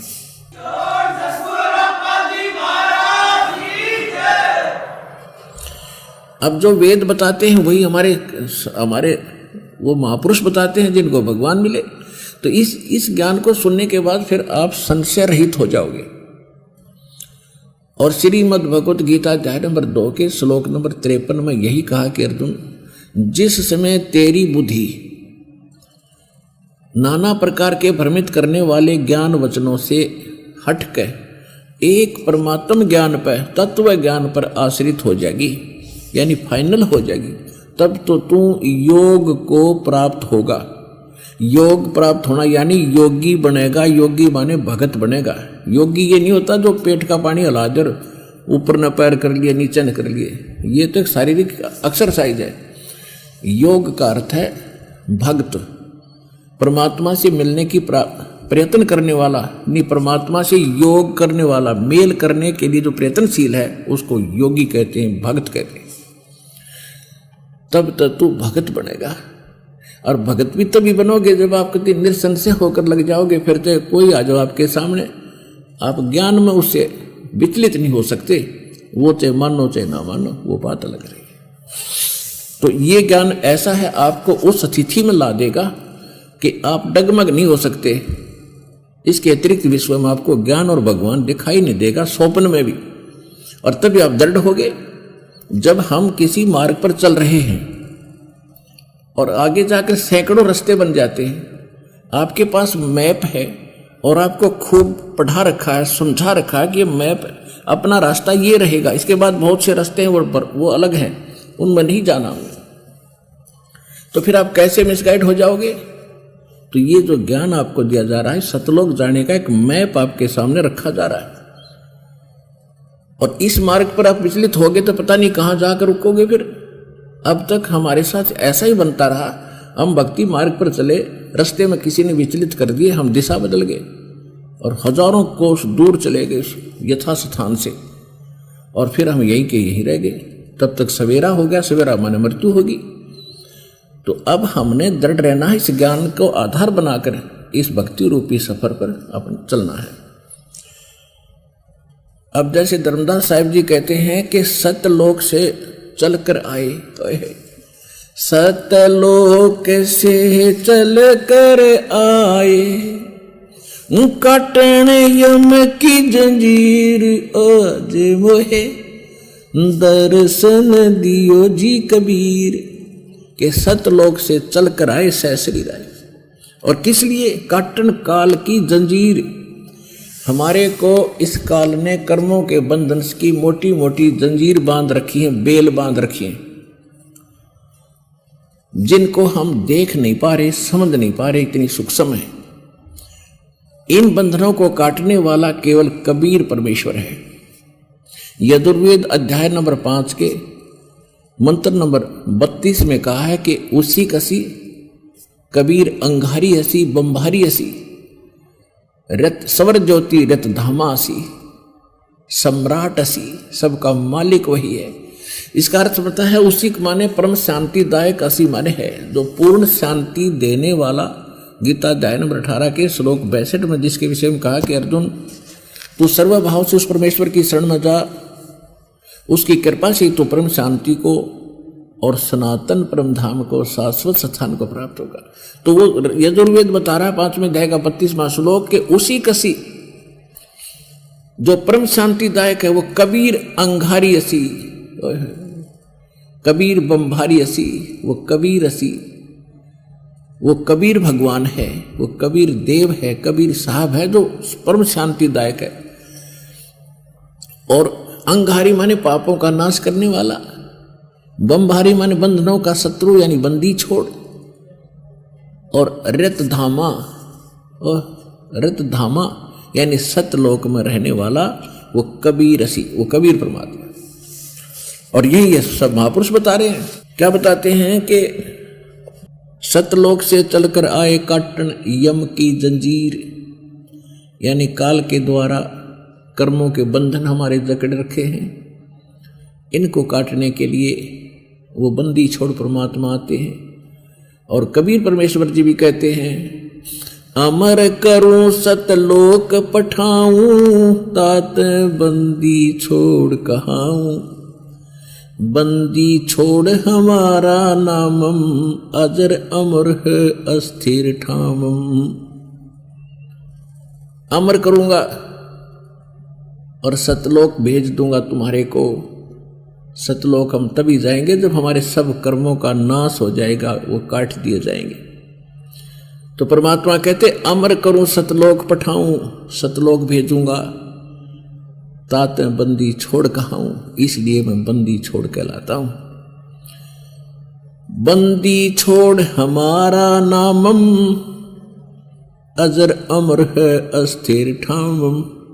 हमारा बंदी छोड़ नाम है और हमारा स्थान वो अजर और अमर है, वो शाश्वत स्थान है, सत्यलोक है। उसके बाद परमात्मा बहुत से महापुरुषों को मिले, आदरणीय मुल्कदास साहिब जी को मिले। इनकी छोटी सी घटना वो सुना भी देता हूं आपको। परमात्मा की लीला में है, आप सुना रहे हैं दास साहब को। परमात्मा के विधान में भी लिखा है, वेदों में भी लिखा है, परमात्मा की वाणी में भी लिखा है कि परमात्मा आते हैं, अच्छी आत्माओं को मिलते हैं, खोजते फिरते हैं। कबीर साहब कहते हैं, गोता मारूं स्वर्ग में और जा बैठूं पाताल। और प्यारी आत्मा गरीबदास जी को समझा रहे हैं, गरीबदास में खोजता फिरूं अपने हीरे मोती लाल। अपनी अच्छी आत्माओं को खोज रहा हूं, मेरे लाल हैं, बिखर गए दरिया में, संसार रूपी दरिया में गिर गए, इनको निकालने के लिए गोते लगा रहा हूं। कभी स्वर्ग में जाता हूं, कभी पाताल जाता हूं, कभी पृथ्वी पर आता हूं। तो ऐसे खोजते खोजते परमात्मा कोई ना कोई कारण बनाते हैं। सौ छल सीधर मैं करूं अपने जन के काज। जब परमात्मा आते हैं, एक अच्छे भक्त और संत का रोल भी वही करते। एक समय परमात्मा कबीर भगवान जी जब प्रगट थे, एक साधु रूप बना के साधु रूप में रहते थे। भक्त आमंत्रित करते थे, महाराज हमारे घर आना, महाराज हमारे घर आना। तो घर घर जा जा के परमात्मा ने कुछ आत्माओं को दृढ़ किया, उनको परिपूर्ण की, उनको भक्ति यानी पुनः से पुनर्चार्ज किया, ताकि इनको सुख मिलते रहे। जब तक भक्ति युग आना था, इस युग तक आपको परमात्मा कहीं ना कोई कारण बना के आप में धार्मिकता रख के बनाए रखने के लिए सौ कार्य किए हैं, ताकि आप में भगवान की चाह विद्यमान रहे। इस कारण से वो घरों में जाते थे, घर में जा कर के 2-2 3-3 दिन एक घर में समझाते थे, सब बच्चों को लाइन पर लगाते थे, जो अच्छी विशेष आत्माएं होती हैं उनके लिए। तो मलुकदास एक किसान थे बहुत बड़े, लेकिन वो खत्री जाति से, अरोड़ा जाति से थे और गांव के नंबरदार थे। एक समय परमात्मा उन्हीं के गांव के अंदर भक्तों के यहाँ सत्संग करने गए हुए थे। अब 5-7 घर थे, उसमें उन भगवान के भक्त एक दिन किसी के घर भगवान का भोजन बना, भंडारा बना, सत्संग हुआ, दूसरे दिन दूसरे के घर पे हुआ, तीसरे दिन तीसरे के घर पे हुआ। ऐसे भंडारे हो रहे थे। जब गुरुजी आते हैं तो भक्त अपनी विशेष श्रद्धा के साथ भोजन, खीर, हलवा तैयार करते हैं। अब उस मलुकदास चौधरी को किसी ने बता दिया कि चौधरी साहब, गांव में एक ठग आया हुआ है और इन भोले ग्रामीणों को लूट रहा है, बढ़िया माल खाता है, खीर बनवाता है, हलवे खाता है और चलते समय दक्षिणा ले जाता है, इनको कंगाल कर रहा है, वो ढोंगी और पाखंडी है। मलुकदास अच्छी आत्मा के व्यक्ति थे। उन्होंने कहा भी ठीक है, देखेंगे, साधु संत ऐसे नहीं होते। फिर भी वो बार बार कहने से उनके मन में कोई दोष आया, तो वो घूमने के लिए गया हुआ था सुबह सुबह। तो वो निकला जिस गली से, उसी गली में भगत का घर था। मलुकदास का आना होया और उधर से हलवे में का छौंक लाना होया, पार्टी महक दूर तक। मलुकदास ने पूछा झांक का, भाई क्या हो रहा है, कैसे हलवे बन रहे तुम्हारे भक्तों? उन्होंने कहा जी हमारे गुरुजी आए हैं, हम भंडारा कर रहे हैं, आप भी आइयो चौधरी साहब। वो तब तो चला गया भाई। अगले दिन दूसरी गली से गया, उसमें फिर ऐसे हलवे की पात डली, वो मैं कही उसने चुकर दे गया। आखिर में उसका नहीं रहा गया भाई, तो रोज कई दिन हो गए यहीं रुक रहा है, आज इसने समझा देता हूं और भगा देता हूं। लेकिन फिर भी भक्त श्रद्धा, पिछले संस्कार अच्छे होते हैं, साधु संतों से जल्दी सी अच्छी आत्मा अभद्र व्यवहार नहीं करते। फिर भी उसने जाके राम राम किया। परमात्मा ने कहा आओ जी, राम राम भाई। कहने लगा महाराज आप कैसे, कल देखा वहाँ थे, परसों देखा वहाँ थे, आज आप यहाँ हो, कुछ करके खाया करो, अट्टे कट्टे दिखाई देते हो, मजदूरी करो, अपना धंधा करो, क्यों इनको भ्रमित करे। परमात्मा बोले भाई चौधरी साहब, हमें तो भगवान बगैर करे ही दे रहा है, अजकर करे न चाकरी। परमात्मा ने एक वाणी सुनाई। तो मलुकदास ने सोचा सचमुच तो वह ठग्गा आदमी लग गया। फिर भी सभ्यता से कहा कि एक बात बताओ, यदि ये भगवान आपका मुझे बगैर किए खिला दे भोजन, क्या ऐसा संभव हो सकता है? परमात्मा बोले यदि आप दृढ़ विश्वास करोगे तो भगवान सब कुछ कर सकता है। तो कहने लगा आज मुझे यदि तेरे भगवान ने भोजन करा दिया तो मैं आपका चेला, और जे आज मैं भोजन मुझे नहीं करा सका तो आपको अपने खेतों में मजदूर बनाऊंगा। परमात्मा बोले कि मुझे मंजूर है, पर आप ना मुकर जाइयो। हाँ कहते समय पर आप डगमग हो जाओ, इतना मैं पक्का हूं वचन का। अब जैसे मलुकदास के अपने खेत थे पूर्व में गांव के, और चला गया पश्चिम में भी जंगल में गहरा जाके एक पेड़ के ऊपर बैठ गया जाके। अगर देखेंगे आज भगवान हमें कैसे भोजन करा देगा, मैं जाऊंगा ही नहीं कहीं, किसी से मिलूंगा ही नहीं। अब परमात्मा के नहीं कर दे, ये हमारी बालक सोच है, हमें ज्ञान मिला ही नहीं। उधर कोई ये भेड़ बकरी चराने वाले आगे, उनका कोई त्योहार था, वो कहने लगे भाई खीर बना लो आज। उनमें एक आधी गायें गुएं भी थी, तो उन्होंने दूध निकाल कर खीर बनाने के लिए उसी वृक्ष के नीचे चूल्हा चढ़ा दिया। और वो बकरियां चराने वाले चले गए दूर के भी बन जा, जब खीर हमें आवाज लगा दी हम आ जाएंगे, भोजन खाएंगे। उधर से क्या हुआ कि डाकुओं की मंडली आ गई, घोड़ों पर सवार होकर और खीर बनाने वाले ने देख ली कि वो धूल उठ रही है दूर से, ये धूली जो उठ रही है, उसको मालूम होता था कि इस तरह डाकू लोग आते हैं और यहीं से रास्ता जाता है, यहीं से आएंगे। वो छोड़ के खीर और भाग गया अपने साथियों के पास। अब वहां आकर वो रास्ते के गुजरे तो उन्होंने देखा डाकुओं ने कि अभी यहां कोई खाने पीने की वस्तु बन रही है, रोको। वो सारे उड़के, उस्ताद ने पूछा क्या है इसमें देखो। उनके हेड ने पूछा, उसने उठाकर देखा जी खीर है, कतीता जी बनन लग रही है। तो सारे उतर लिए घोड़ों पर से, भूख लग रही है, खीर खाओगे पहले।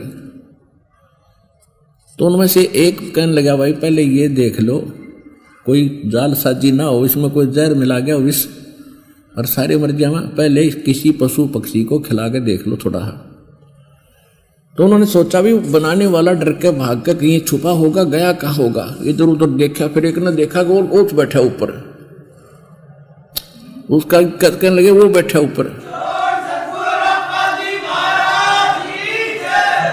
तो मलुकदास चौधरी साहब से कहा उन डाकुओं ने कि भाई नीचे आ जा।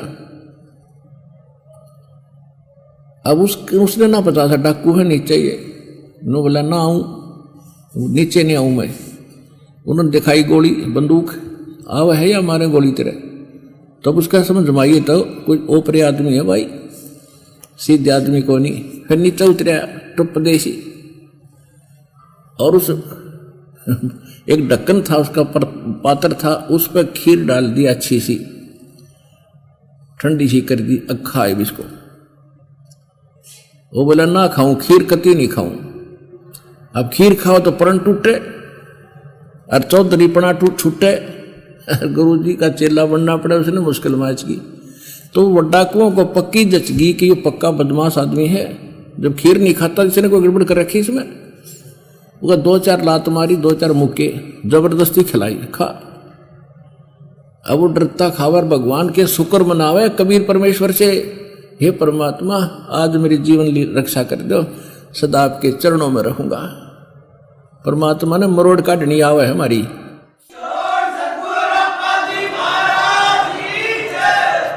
अपला तुन पाक रहा था बिरान माटी करवाओ, कहते सोचल छिदर मैं करूं अपने जन के काज। वो प्यारी आत्मा थी उनकी, कैसे जान दे नरक में उनको। ये चौधरी बना दो, चौधरी बना दो, 2 दिन का है, मृत्यु के बाद गधा बनाओ चौधरी साहब। खा का ये जीवन हमें पता नहीं, भगवान को मालूम है हमारे भविष्य का, इसलिए वो हमारे लिए भरम रहे हैं, भटक रहे हैं, रे हो रहे हैं। हम बालक हैं, माया की भांग पी के लेट गए थे, कुछ भी हो देखी जाएगी, फिर क्या देखेंगे। अब उन्होंने खूब खिलाया डट के उस तई, और बैठ आध घंटे यहीं पर, मरेगा कि जीवेगा जब देखेंगे। जब उसका कुछ एक्शन नहीं हुआ तो फिर उसको कहा भाग तू यहाँ से, और फिर उन नवा खीर ख्यार खाई। अब चौधरी साहब क्योंकि जान बची लाखों पाए, लौट कर बुद्धू घर को आए, सीधा वहीं पहुंचे भगवान के चरणों में रो और नाक रगड़े। परमात्मा बोले चौधरी साहब कि मैं करी भगवान ने सेवा तेरी, सुना। कहने लगा भगवान, हे गुरुजी आपके परमात्मा तो मर मर खीर खिलावे हैं, और आज से मेरा सारा भ्रम मिट गया मालिक। फिर परमात्मा ने उसको ज्ञान सुनाया। तो कहते हैं एक के चोट से धारिया जिन मिलन दाचा, उसी दिन से समर्पित हो गया और सारा ज्ञान समझा।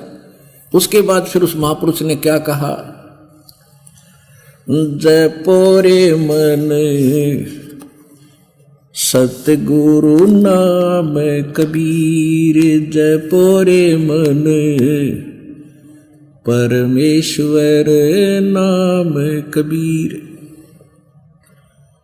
जैसे परमात्मा सुनाया करते महिमा,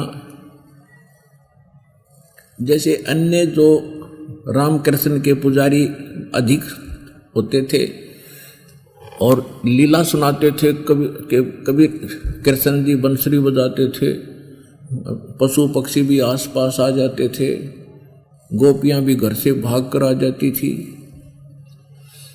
परमात्मा बोले भाई उस थारी कालंदरी माने जमुना के तीर एक बंसुरी मैं भी बजा के दिखाता हूं। काफी भक्त आसपास के व्यक्ति जमुना के ऊपर आ गए और परमात्मा ने ऐसे हाथ किया, आसमान से एक बंसुरी आई और मालिक ने जो बंसुरी बजाई, कहते पशु पक्षी वो गांव के लोग तो आए आए, दरिया का वो जल भी वहाँ बर्फ की तरह डट गया, नो का नो, कति हलचल बंद होगी। आसमान के देवता भी चारों तरफ आकर सुनने लगे। ये लोगों के लिए तो सौपन सा था और वो सामने दिखे परमात्मा ने जो वो बांसुरी बजाई। पुण्यात्माओं, भगवान की परमात्मा में सर्वशक्ति होती है। हम आंशिक शक्ति युक्त प्राणी को समर्थ मान बैठे थे, ये हमारी अध्यात्म ज्ञान की कमजोरी थी। अब वो खत्म हो जाएगी इस तत्व ज्ञान से। तो यहाँ मुल्कदास जी बता रहे हैं, जय पोरे मन परमेश्वर नाम कबीर, जय पोरे मन सतगुरु नाम कबीर। एक समय गुरु बंसुरी बजाई कालंदरी के तीर, एक समय गुरु बंसी बजाई कालंदरी के तीर। सुर नर मुनिजन थकत बहे, वो रुक गया दरिया नीर। जय पोरे मन परमेश्वर नाम कबीर, जय पोरे मन साहिब नाम कबीर। भाई काशी तज गुरु मगहर आए, दोनों दीन के पीर। काशी तज गुरु मगहर आए, दोनों दीन के पीर। कोई गाड़े कोई अग्न जलावे, ढूंढा ना पाया शरीर। जय पोरे मन परमेश्वर नाम कबीर, जय पोरे मन परमेश्वर नाम कबीर। चार दाग से सतगुरु न्यारे, अजरो अमर शरीर। चार दाग से सतगुरु न्यारे, अजरो अमर शरीर। दास मलूक सलूक कहत है, खोजो खसम कबीर। जय पोरे मन परमेश्वर नाम कबीर, जय पोरे मन साहिब नाम कबीर। अब क्या बता रहे हैं कि काशी शहर को छोड़कर परमेश्वर मगहर में जाके, मगहर स्थान से, मगहर एक स्थान है गोरखपुर जिला से, गोरखपुर शहर से 25 किलोमीटर की दूरी पर एक मगहर स्थान है। अब उसमें संत कबीर नगर नाम का एक जिला बन गया अलग से, मालिक के नाम से। उसमें वो मगहर स्थान है। वहाँ का राजा जो नवाब था बिजली खान थे। बिजली खान पठान मुसलमान थे और काशी नगर के राजा थे वीरदेव सिंह बघेल थे। और ये दोनों ही परमात्मा कबीर जी के शिष्य हुए थे। ये शिष्य कैसे हुए थे, थोड़ी सी इनकी घटना सुनाते हैं। एक समय मगहर स्टेट में, मगहर क्षेत्र में, बिजली खां पठान के राज्य में इतना सूखा गिर गया, तराही तराही मच गई, पशु पक्षी मरने लग गए। जितने भी हिंदू धर्म के, क्योंकि हिंदू और मुसलमान मगहर नगर के अंदर 50-50 हैं, पहले भी थे आज भी हैं। हिंदुओं ने अपने जंतर मंत्र सभी यज्ञ हवन कर लिए, साधु संत फकीरों से जंतर मंत्र करवा लिए, कोई बात बनी नहीं। मुसलमानों ने भी अपनी सारी क्रियाएं कर ली, थक गए। अब तो मृत्यु शेष नजर आवत थी। उसी समय किसी ने बता दिया कि काशी शहर के अंदर एक महान पुरुष रहते हैं, कबीर नाम है उनका। यदि वो रजा बख्श देंगे तो वर्षा हो सकती है, तुम्हारा जीवन रक्षा हो सकती है। वीरदेव सिंह बघेल ने 2 नौकर भेज दिए, सैनिक भेज दिए, सिपाही, और किसने, बिजली खां पठान ने 2 सैनिक भेज दिए काशी में, और वीर सिंह बघेल वहाँ का नरेश था, उसके नाम चिट्ठी लिख दी कि आपके शहर में कबीर नाम के कोई महापुरुष है और मैं सैनिक भेज रहा हूँ, कृपया इनके साथ घोड़ों पर बैठा के उस संत को हमारे यहाँ भेजना। ऐसे ऐसे हमारे ऊपर एक बहुत बड़ी आपत्ति आई है। तो जो ही वीरदेव सिंह बघेल ने वह चिट्ठी पढ़ी, क्योंकि वो इससे हो चुका था परमेश्वर कबीर जी के, और वो भगवान के विधान से बहुत सा परिचित हो चुका था, उसने तुरंत चिट्ठी लिखी और सैनिकों से कहा कि चिट्ठी जाकर बिजली खां पठान को दे दो।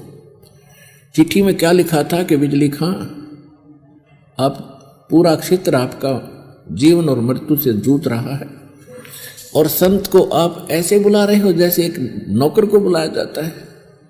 अरे भले पुरुष, कुछ विधान समझो, खुद आकर नाक रगड़ो, सहर्ष स्वीकार करो, आत्मा से पुकार करो, वो प्रसन्न होकर चलेंगे तो कुछ रजा बख्शेंगे।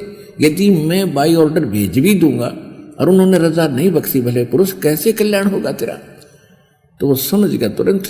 उसी समय सेना लेकर 10-20 अपने अंगरक्षक और घोड़े पर सवार होकर तुरंत वहां से चल पड़ा। वीर सिंह बघेल से मिला, वीर सिंह बघेल के साथ फिर वहां गए, परमात्मा के चरणों में दंडवत प्रणाम किया दोनों ने। तब परमेश्वर को उस वीरदेव सिंह बघेल ने परिचय कराया कि महाराज जी, ये बिजली खां पठान नगर स्टेट के यानी रियासत के ये नवाब हैं, इनके ऊपर ऐसी आपत्ति आई है, भाई बता तू अपने मुख से कह। तब उन्हें सारा दुख रोया कि महाराज, कति अंतिम घड़ी में है सब, सारी की सारी जनता और कुछ समय के मेहमान हैं, दया करो, वर्षा नहीं हो रही है, आप रजा बख्शो दाता। परमात्मा बोले भी साधु संत और बहुत है, मैं तो एक मजदूर आदमी हूँ और ठीक है भगवान की भक्ति जरूर करता हूँ, पर मैं और किसी साधु संतों से भी ट्राई करो। कहने लगे जी हमने सब जगह थक लिए, कोई स्थान नहीं छोड़ा, कोई संत भगत हमने नहीं छोड़ा। वहाँ हिंदू भी हैं, हिंदुओं ने भी अपनी कोशिश कर ली, पर कोई बात नहीं बन पा रही। परमात्मा बोले चलो। अब मालिक बैठकर उनके साथ, अब उधर से क्या हुआ कि ये जो संत हैं इनमें ईर्षा नहीं जाती। गोरखनाथ ये क्या होते हैं, जितने भी संत पहले अच्छे जो सुप्रसिद्ध थे, ये क्या था, पिछले जन्म के पुण्यकर्मी प्राणी थे, और फिर ये मृत्यु के उपरांत ये पितरलोक में चले जाते हैं, एज ए पितर रहते हैं। तो पिछले संस्कार इनके फिर भी कुछ विद्यमान रहते हैं, और जैसा इंसान इस शरीर में भाव स्वभाव होता है, वैसा ही सूक्ष्म शरीर में स्वभाव तो मन के अंदर है, आत्मा में है। तो इसको पता चला कि ऐसे कोई कबीर नाम का कोई संत आने वाला है, किसको, गोरखनाथ को, और वो अगर उस क्षेत्र में वर्षा करा देगा, क्योंकि गोरखनाथ का गोरखपुर जो स्थान है वहाँ उसका बहुत ज़्यादा प्रभुता रही है, गोरख टीला भी बना हुआ है। तो इसको वहाँ उस पितरलोक में भी चिंता बन गई, इज्जत और बेइज्जती की। और वहाँ से एक साधु रूप बना के, और मगर के बाहर एक छोटा सा तालाब था, खेतों में छोटी सी जोड़ी होती है इस क्षेत्र में, खासकर छोटी सी तलैया बोलते हैं, छोटी जोड़ी कहते हैं हमारे यहाँ, यानी बहुत छोटा तालाब। वो सूखा पड़ा था, उसके किनारे बैठ गया, चमटा गाड़ के, वो त्रिशूल गाड़ के, आसन पदम लगा के। जब परमात्मा ने देखा कि ये, वो तो जानी जानते, पता था ये कौन है, आम जनता तो नहीं जानती थी। परमात्मा ने कहा कि बिजली खां, घोड़ा रोको रोको रोको, सारे रुके। अरे महापुरुष आए तुम्हारे, आप ही इनसे अर्जी नहीं लगाई तुमने, ये तो पता नहीं क्या करते हैं, ऐसे पहुंचे हुए सद पुरुष है। तो बिजली खां पठान, क्योंकि हमारी एक वैसे भी एक वृत्ति बनी हुई है, हमारा स्वभाव बना हुआ है, हम साधु उसको मानते हैं जिसने बड़ी सी जटा रखा रखी हो, बड़े बड़े बाल हों, एक लंगोट बांध रखा हो शरीर पे, राख रूख रमा रखी हो, ढूंढे दाने पर गात फूक रखा हो, हम सोचते साधु वही है। तो परमात्मा ने सोचा था इनका फेर फड़क ना रह जाए, देख लिया था साधु सब ने, उन वीर सिंह बघेल ने भी देख लिया था कि बैठा है, तो परमात्मा को पता था इनके मन में दोष रहेगी कि इससे ना होगा तो इससे करवा लेंगे, तब तक वो करे नहीं जब मन में दो भाव रहेंगे तुम्हारे। तो परमात्मा ने सोचा पहले यह फड़क निकलवा दें इसकी। तो उन्होंने कहा कि बिजली खां पठान ने अर्ज करो इनसे, ये तो कुछ भी कर सकते ऐसे सिद्ध पुरुष, देख लो इनके चेहरे से लगता है बड़े पहुंचे हुए महापुरुष है। अब सुना के कह रहे थे गोरखनाथ को, गोरखनाथ फूल गया, डोडा हो गया। क्यों तक मना संत पाए तो मन ने सरा मेरे को प्रशंसा कर रहे थे। तो वीर सिंह बिजली खां पठान ने जाके प्रणाम किया, कहा कि महाराज ऐसे ऐसे बुरा हाल हो गया हमारा, त्राही त्राही मच गई है, कई काफ़ी समय से वर्षा नहीं हो रही है, दया करो वर्षा करा दो, कोई जल व्यवस्था करो। गोरखनाथ जी उठे, वो त्रिशूल गाड़ रखा था जमीन पर, वो निकाला, उस जोड़ी के बीच में जाकर त्रिशूल मारा ऐसे जमीन में और फिर निकाल दिया। उसमें से एक जल स्रोत निकला और वो तलैया भरगी, वह तलैया भरगी। तो परमात्मा बोले कबीर जी देखो भाई रे तुम कहाँ घूम रहे थे, तुम्हारे गांव के गोरे बैठे महापुरुष ने कर दिया ना पानी पानी।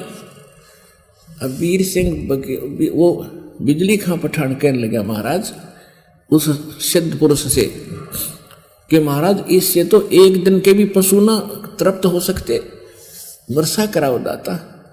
तो गोरखनाथ क्या कहता है कि तुम्हारे भाग्य में वर्षा नहीं है, तुम्हारे पुण्य शेष नहीं है, अभी तो 2 वर्ष वर्षा और नहीं हो सकती। वो आपके वहाँ कोई पुण्य नहीं है इस क्षेत्र के लोगों के, और मैंने ये अपने कोटे से दे दिया।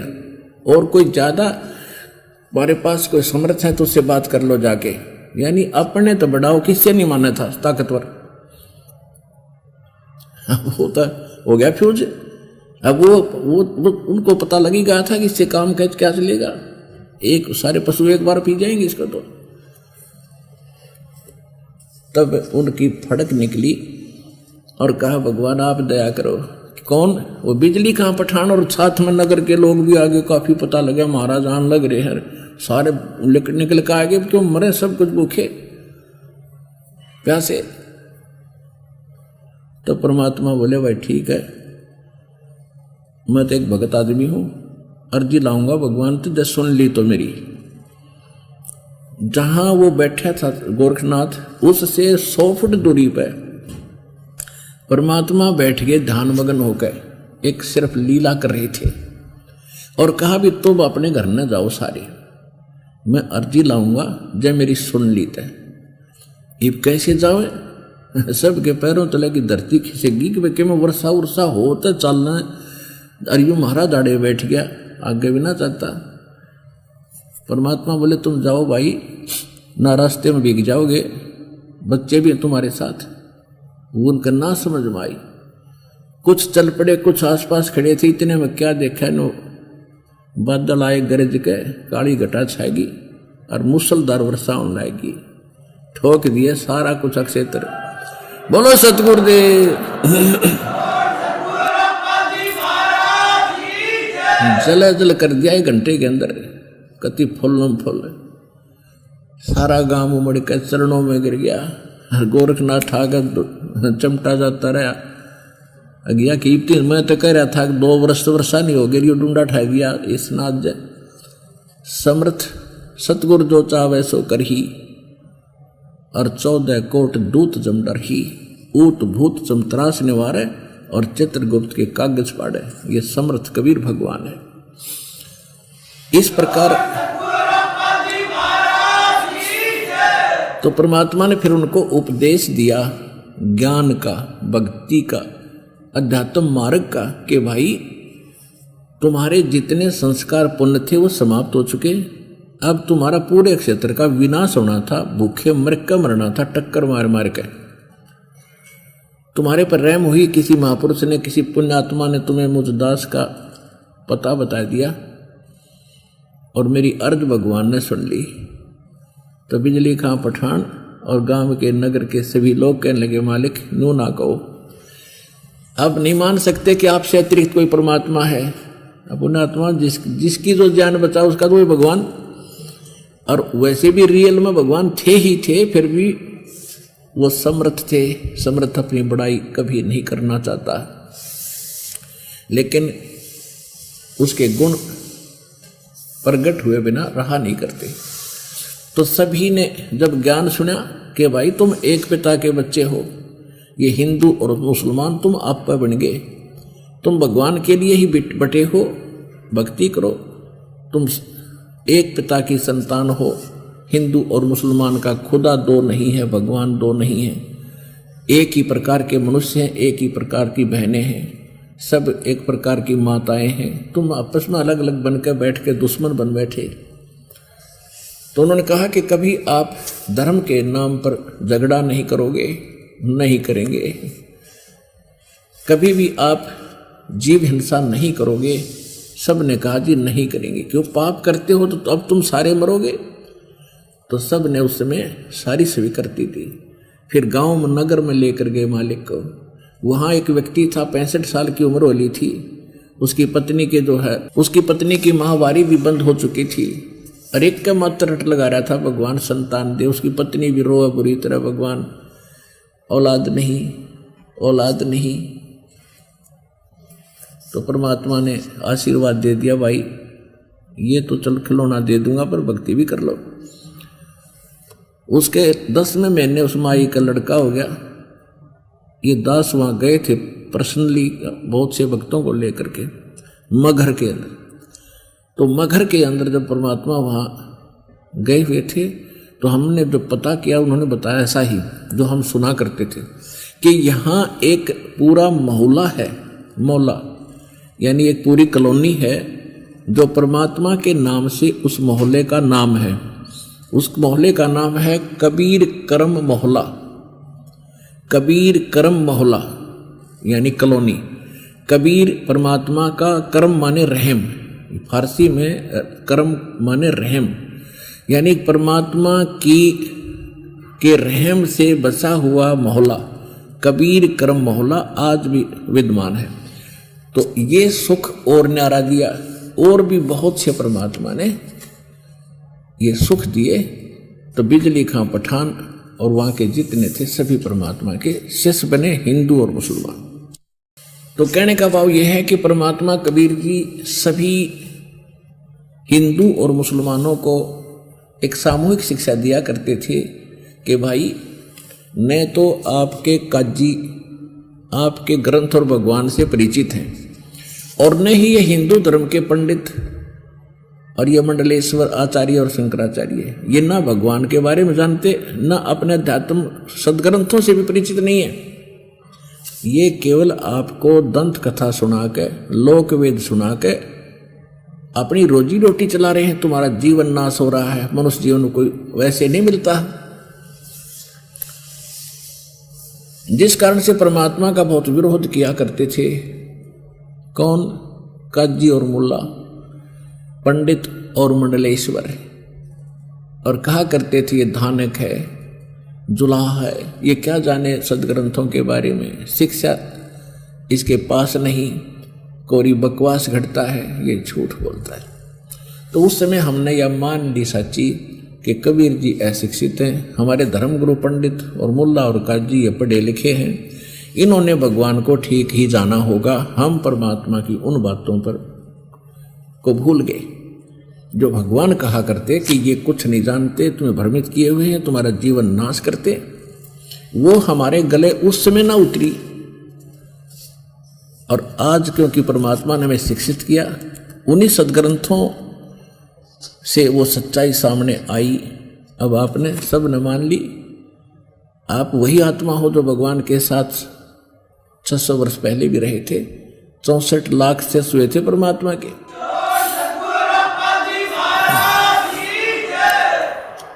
आज से 600 वर्ष पहले जब भगवान आए थे, 120 वर्ष यहाँ प्रचार किया करते थे। ज्ञान गौणता मान्य नहीं करते, क्यों? ज्ञान तो हमारी बुद्धि में आवे नहीं था, क्योंकि हम इस बात से स्लिप कर जाती थी बुद्धि के कबीर जी अशिक्षित है और पंडित लोग शिक्षित हैं, काजी मुल्ला शिक्षित हैं।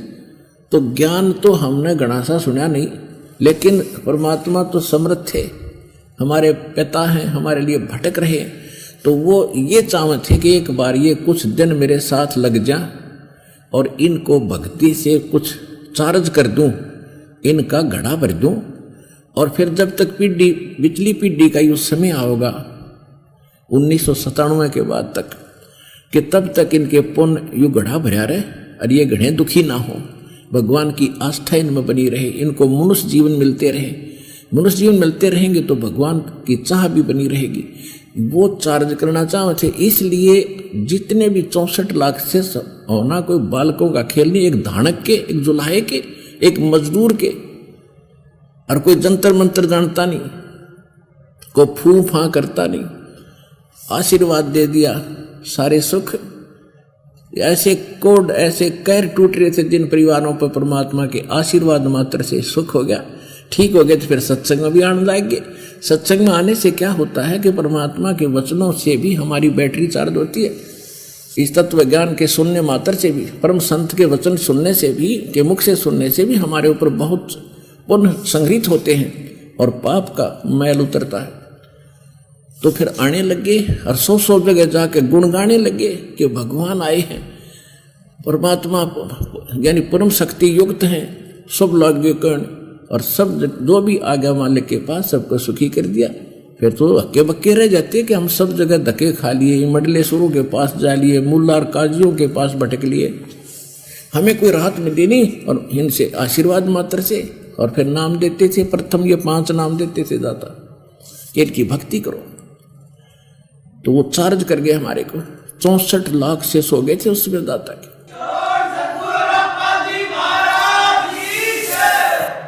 अब क्या होता है, जैसे इसमें एक प्रश्न आया है कि काशी तज मगहर गए, वो दोनों दीन के पीर, और कोई गड्ढे कोई अग्न जलावे पर खोजा ना पाया शरीर।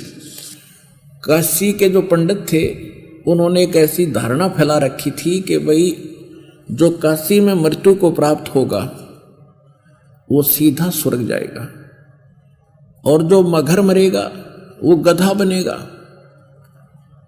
मगहर में कोई मत मरियो।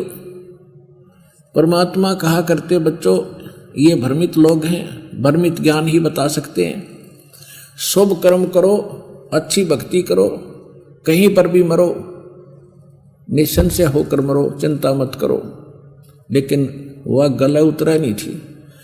तो उनकी जो ये इस तरह की धारणा उन्होंने पैदा की थी कि जो मगहर मरेगा वो गधा बनेगा, काशी मरेगा वो स्वर्ग जाएगा। तो हमारे जो हिंदू धर्म के लोग थे, विशेषकर ये बनिए लोग, खासकर ये ज़्यादा परमात्मा की तरफ आकर्षित होते थे। अब तो बिगड़ गई सारी ये कहानी, सभी कौम बिगड़ गई, भक्ति की तरफ अब ध्यान रहा नहीं। तो उस समय इन्होंने क्या सोचा कि भी पिताजी को मरना तो है ही, माता जी को, हम क्यों ना काशी में कुछ दिन इनका कमरा वगैरह धर्मशाला में बुक करा दें, 1 वर्ष 2 वर्ष 6 महीने जितना भी इनका समय है वहाँ पास कर लें, और इनकी मृत्यु काशी में हो जाएगी तो स्वर्ग चले जाएंगे। क्योंकि हमारे गुरु जी ने कह रखा है, और गुरुओं के ऊपर शेष विश्वास किया ही करते हैं, तो बट नेचुरल है। तो इस उद्देश्य से हिंदू लोगों ने अपने माता पिताओं के लिए काशी की धर्मशालाओं में कमरे बुक करा दिए, और वहाँ के मैनेजर को महीने का खर्चा दे दे, उनका खान पीन की व्यवस्था वहाँ करवा दिया। फिर उन धर्मगुरुओं ने सोचा कि क्यों ना हम इनको अपने पास ही रख लें, वो जो धर्मशालाओं में किराया देते हैं वो हमें मिल जाएगा, 2 रोटी हम अपने घर बनाएंगे, उसमें से ये भी खा लेंगे। तो एक एक पंडित जी ने और 6-7 बुढ़े बुढ़िया राख दी लालच में। अब उन्हें फिर समस्या आई, क्योंकि वर्ग तो एक का संभालना मुश्किल हो जाए, और वहाँ 6-7 कोई कहीं थूक रहा है, कोई कहीं पेशाब कर रहा है, क्योंकि वर्ग व्यवस्था खूब थी। तो उन पंडित जियाँ के सिर में दर्द हो गया, किया तो बात बिगड़ गई भाई। पैसे के लालच में वो भला मोल ले ली उन्हें। फिर उन्हें क्या तरीका अपनाया कि इसकी इनकी कुकर टिकट कट रहे, कैसे पीछा छूटे। इनते एक अफवाह और फैला दी कि गंगा के किनारे, गंगा दरिया के किनारे एक आरा लगा दिया। आरा मशीन, लकड़ी काटने का आरा देखा होगा अपना, बुढ़े बुढ़े दातिर 5-6 फुट का, 7-8 फुट का लंबा होता है। उसकी एक ऐसा स्ट्रक्चर बनाया, एक स्थान बनाया, उसमें ऐसे बना के और उसके एक आरत सी बना दी, और उस आरत में आरा ऊपर चला जा, दूर हैंडल लगा दिए उसके 50, 20, 30 फुट 50 फुट दूर झाड़ बो जड़ा में, और वहाँ से उनका रस्सा बांध लिया, हैंडल रस्से को वहाँ बांध दिया, रस्सा ढीला कर दें और नीचे के रस्से को 1 बार 2 बार ऐसे कर दें, वो गर्दन कट गया। उन्होंने क्या तरीका अपनाया, अफवाह फैला दी कि परमात्मा की तरफ से एक क्रोंत आता है, क्रोंत आरा बोलते हैं इसको, और जिसने जल्दी स्वर्ग जाना हो उसके लिए स्पेशल फीस रख दी 100 रुपये। जिसने जल्दी स्वर्ग जाना है तो उसके लिए भगवान की तरफ से क्रोंत आता है, जो उस क्रोंत से अपनी बलि दे देगा, गर्दन कटा लेगा तो मिनट में स्वर्ग जाएगा। अवर दोस्ता में आदमी न सोचा है भगवान के ऊपर पीछा छूटे, कैसे मरूं, मर जाऊं, ठीक ठाक मर जाऊं। अब वो वृद्ध हो ही रहे थे। अब उनके बुढ़ों ने जब यह ज्ञान सुना तो उन बच्चों को कहा, बेटा हमने तो मरना ही है, हम दुखी भी बहुत हो लिए हैं, वृद्ध भी बहुत हो चुके हैं। गुरुजी कह रहे हैं कि ऐसा भगवान की तरफ से कोई ऊपर से क्रोंत आता है स्वर्ग से, और जो उससे अपना कुर्बानी दे देता है वो सीधा स्वर्ग जाता है। 100 रुपये फीस है बेटा, दे दो। अब बच्चों ने सोचा भी माता पिता के लिए क्या बड़ी बात है, 100 रुपये दे दिए। इवन हमारे धर्म गुरुओं ने एक मानस काटन का बूचड़ खाना और खोल दिया उन्हें क्रोंत ला दिया, एक हत्था खोल दिया, कसाई बना कर करने लगे। अब कई बार क्या होता था, वो रस्सा उलझ जाता। वो क्या करते थे, वो धर्मगुरु एक वहां खड़ा हो जाता, वो आवाज लगाता है, भगवान क्रोंत भेजियो। वो भगवान बैठे दोनों तरफ हुए, वो रस्सा ढीला कर देते, और क्रोंत कच्च दे आगे काट के और 1 सेकंड में उल्टा कर देते। वो कभी उलझ जाता और ना उसकी गर्दन कटती, बूढ़े ने उठा लेते, भाई अभी आदेश नहीं हुआ भगवान का, कल देखेंगे। तो वो रोया करता है, भगवान मैं ऐसा दुर्भाग्यशाली कि मेरे लिए भगवान की तरफ से क्रोंत नहीं आया। अब श्रद्धालु तो सदा से ही शीश देते आए, लेकिन ये संत नकली और डुप्लीकेट हमारा दुरुपयोग करते रहे इस भावना का। तो परमात्मा क्या कहा करते हैं कि ये मूर्ख बना रहे भाई आपको, ये झूठ बोलते हैं, और मैं मरूंगा मगर में, और पंडित जी तुम भी आ जाइयो, और काजी तुम भी आ जाना भाई, अपने अपने जंतर मंत्र पोथी पत्रे ले आइयो, वहां किस टाइम मरूंगा और किस टाइम मत जाऊंगा, और तुम सारे जंतर मंत्र कर दियो, कहाँ जाता है ये बता दियो, मगर मरने वाला अगर तुम ज्यादा ही विद्वान हो। तो परमात्मा ने निर्धारित कर दिया कि उस दिन मैं मगर में शरीर छोड़ूंगा, और आजियो पंडित जी तुम भी। उधर से बिजली, ये वीरदेव सिंह बघेल को पता चला, क्योंकि वो विशेष थे उनके परमात्मा के, कि हमारे गुरुदेव जो हैं मगर के अंदर अपना प्रस्थान करेंगे, प्रयाण करेंगे। तो बिजली खां पठान और उनके मंत्रियों ने सलाह मशवरा किया कि ये हमारे गुरु हैं, हम हिंदू हैं, और ये मगर के अंदर यदि शरीर छोड़ेंगे तो मुसलमान हमें शरीर नहीं देंगे, क्योंकि वहाँ का राजा नवाब बिजली खां पठान है, वो भी इनका शिष्य है। तो उन्होंने क्या सोचा कि ये मुसलमान तरीके से परमात्मा का अंतिम संस्कार करेंगे तो हमारी बेइज्जती होगी हमारे गुरु की, हम करेंगे हिंदू रीति से, और यदि मुसलमान नहीं मानेंगे तो हम झगड़ा युद्ध करके जबरदस्ती 100 उठा के लाएंगे। ये फैसला करके सेना साथ लेकर बिजली और वीरदेव सिंह बघेल भी चल पड़ा। काशी के सब पंडित और भी दर्शक पैदल चले। परमात्मा 120 वर्ष शरीर हो चुका था मालिक का, 120 वर्ष लीला में शरीर, 120 वर्ष की आयु में, और काशी से लेकर मगर तक पैदल पहुंचे, 3 रोज में पहुंचे। तो वहां जाकर क्या देखा कि कोई जल नहीं था, उसमें यह बता रखा था कि शंकर भगवान ने उस मगहर की भूमि को श्राप दे रखा है कि इसमें नीचे का पानी खत्म हो जाएगा। आसपास नीचे का पानी उसमें खारा था, दूर से लोग पीने के लिए लाते थे उस मगहर की सीमा से बाहर। और एक नदी, एक दरिया बहा करती थी उसके साथ से, उसका नाम आमी नदी है, आमी नदी है। वो कति सूख गई थी, भगवान शंकर के श्राप से वो सूख गई थी। इस बात का पूरे क्षेत्र को पता था कि कबीर साहब वो जैसे शिव जी आते हैं, इसको साधु रूप बनाकर आते हैं और किसी कारण से उनके साथ मुसलमानों ने बदतमीजी कर दी होगी, उन्होंने श्राप दे दिया कि जो मगहर मरेगा गधा बनेगा। शंकर भगवान का श्राप था। और काशी हमारी पवित्र नगरी है, वहां मरेगा वो स्वर्ग में जाएगा। शंकर भगवान का श्राप था। और आमी नदी को भी सुखा दिया कि तुम पानी से भी तरसोगे। इस बात का सबको मालूम था। तो परमात्मा वहां गए, कहने लगे भाई मैं स्नान करूंगा। बिजली खां पठान वहां पहुंच गया, सारी व्यवस्था करी, गुरु जी के नहाने धोने के लिए पानी लाए, पीने के लिए। तो परमात्मा कबीर जी ने कहा कि बिजली खां मैं स्नान करके फिर शरीर छोड़ूंगा भाई, पहले नहाऊंगा।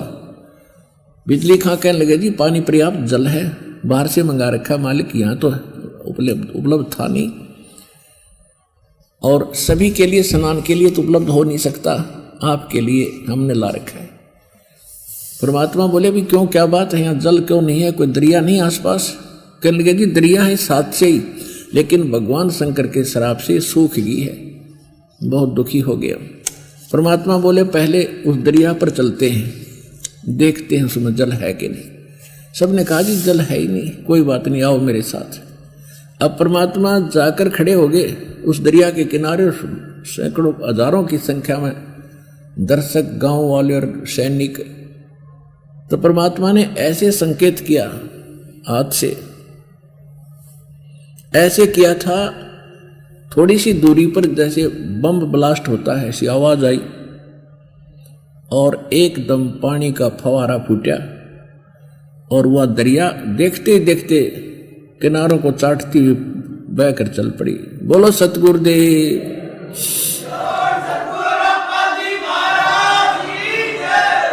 तो सभी ने स्नान किया और मलमल का नहाए, सारी सब पिया, खूब बढ़िया स्वच्छ जल। परमात्मा बोले भाई ये कहीं और से आया है ये जल और खूब इसमें चला करेगा। तुम जब तक तुम्हारी नींद ठीक रहेगी, जब तुम्हारे अंदर कोई बकवाद भावेगी, फिर यह नदी फिर सूख जाएगी। अब जैसे गरीबदास साहिब जी को परमात्मा मिले, वो क्या कहा, क्या बताया करते हैं, तुम कौन राम का जपते जापम, तात कटे न ये तीनों तापम। तुम किन भगवानों की भक्ति करते हो जिसे तुम्हारे 3 ताप भी नाश नहीं होते। 3 ताप के अंदर सूखा गिरना, अतिवृष्टि यानी घनी वर्षा फल डाना, और जैसे कोई किसी ने जंतर मंतर कर दिया, किसी ने श्राप दे दिया। कहते तुम्हारे ये बिना पूरे खत्म होते तुमसे, तुम किन भगवानों की भक्ति करते हो। समर्थ का शरणाग हो, रंग होरी हो, भाई कबू न हो ऐ काज राम, रंग होरी हो। कहते समर्थ की शरण में आओ,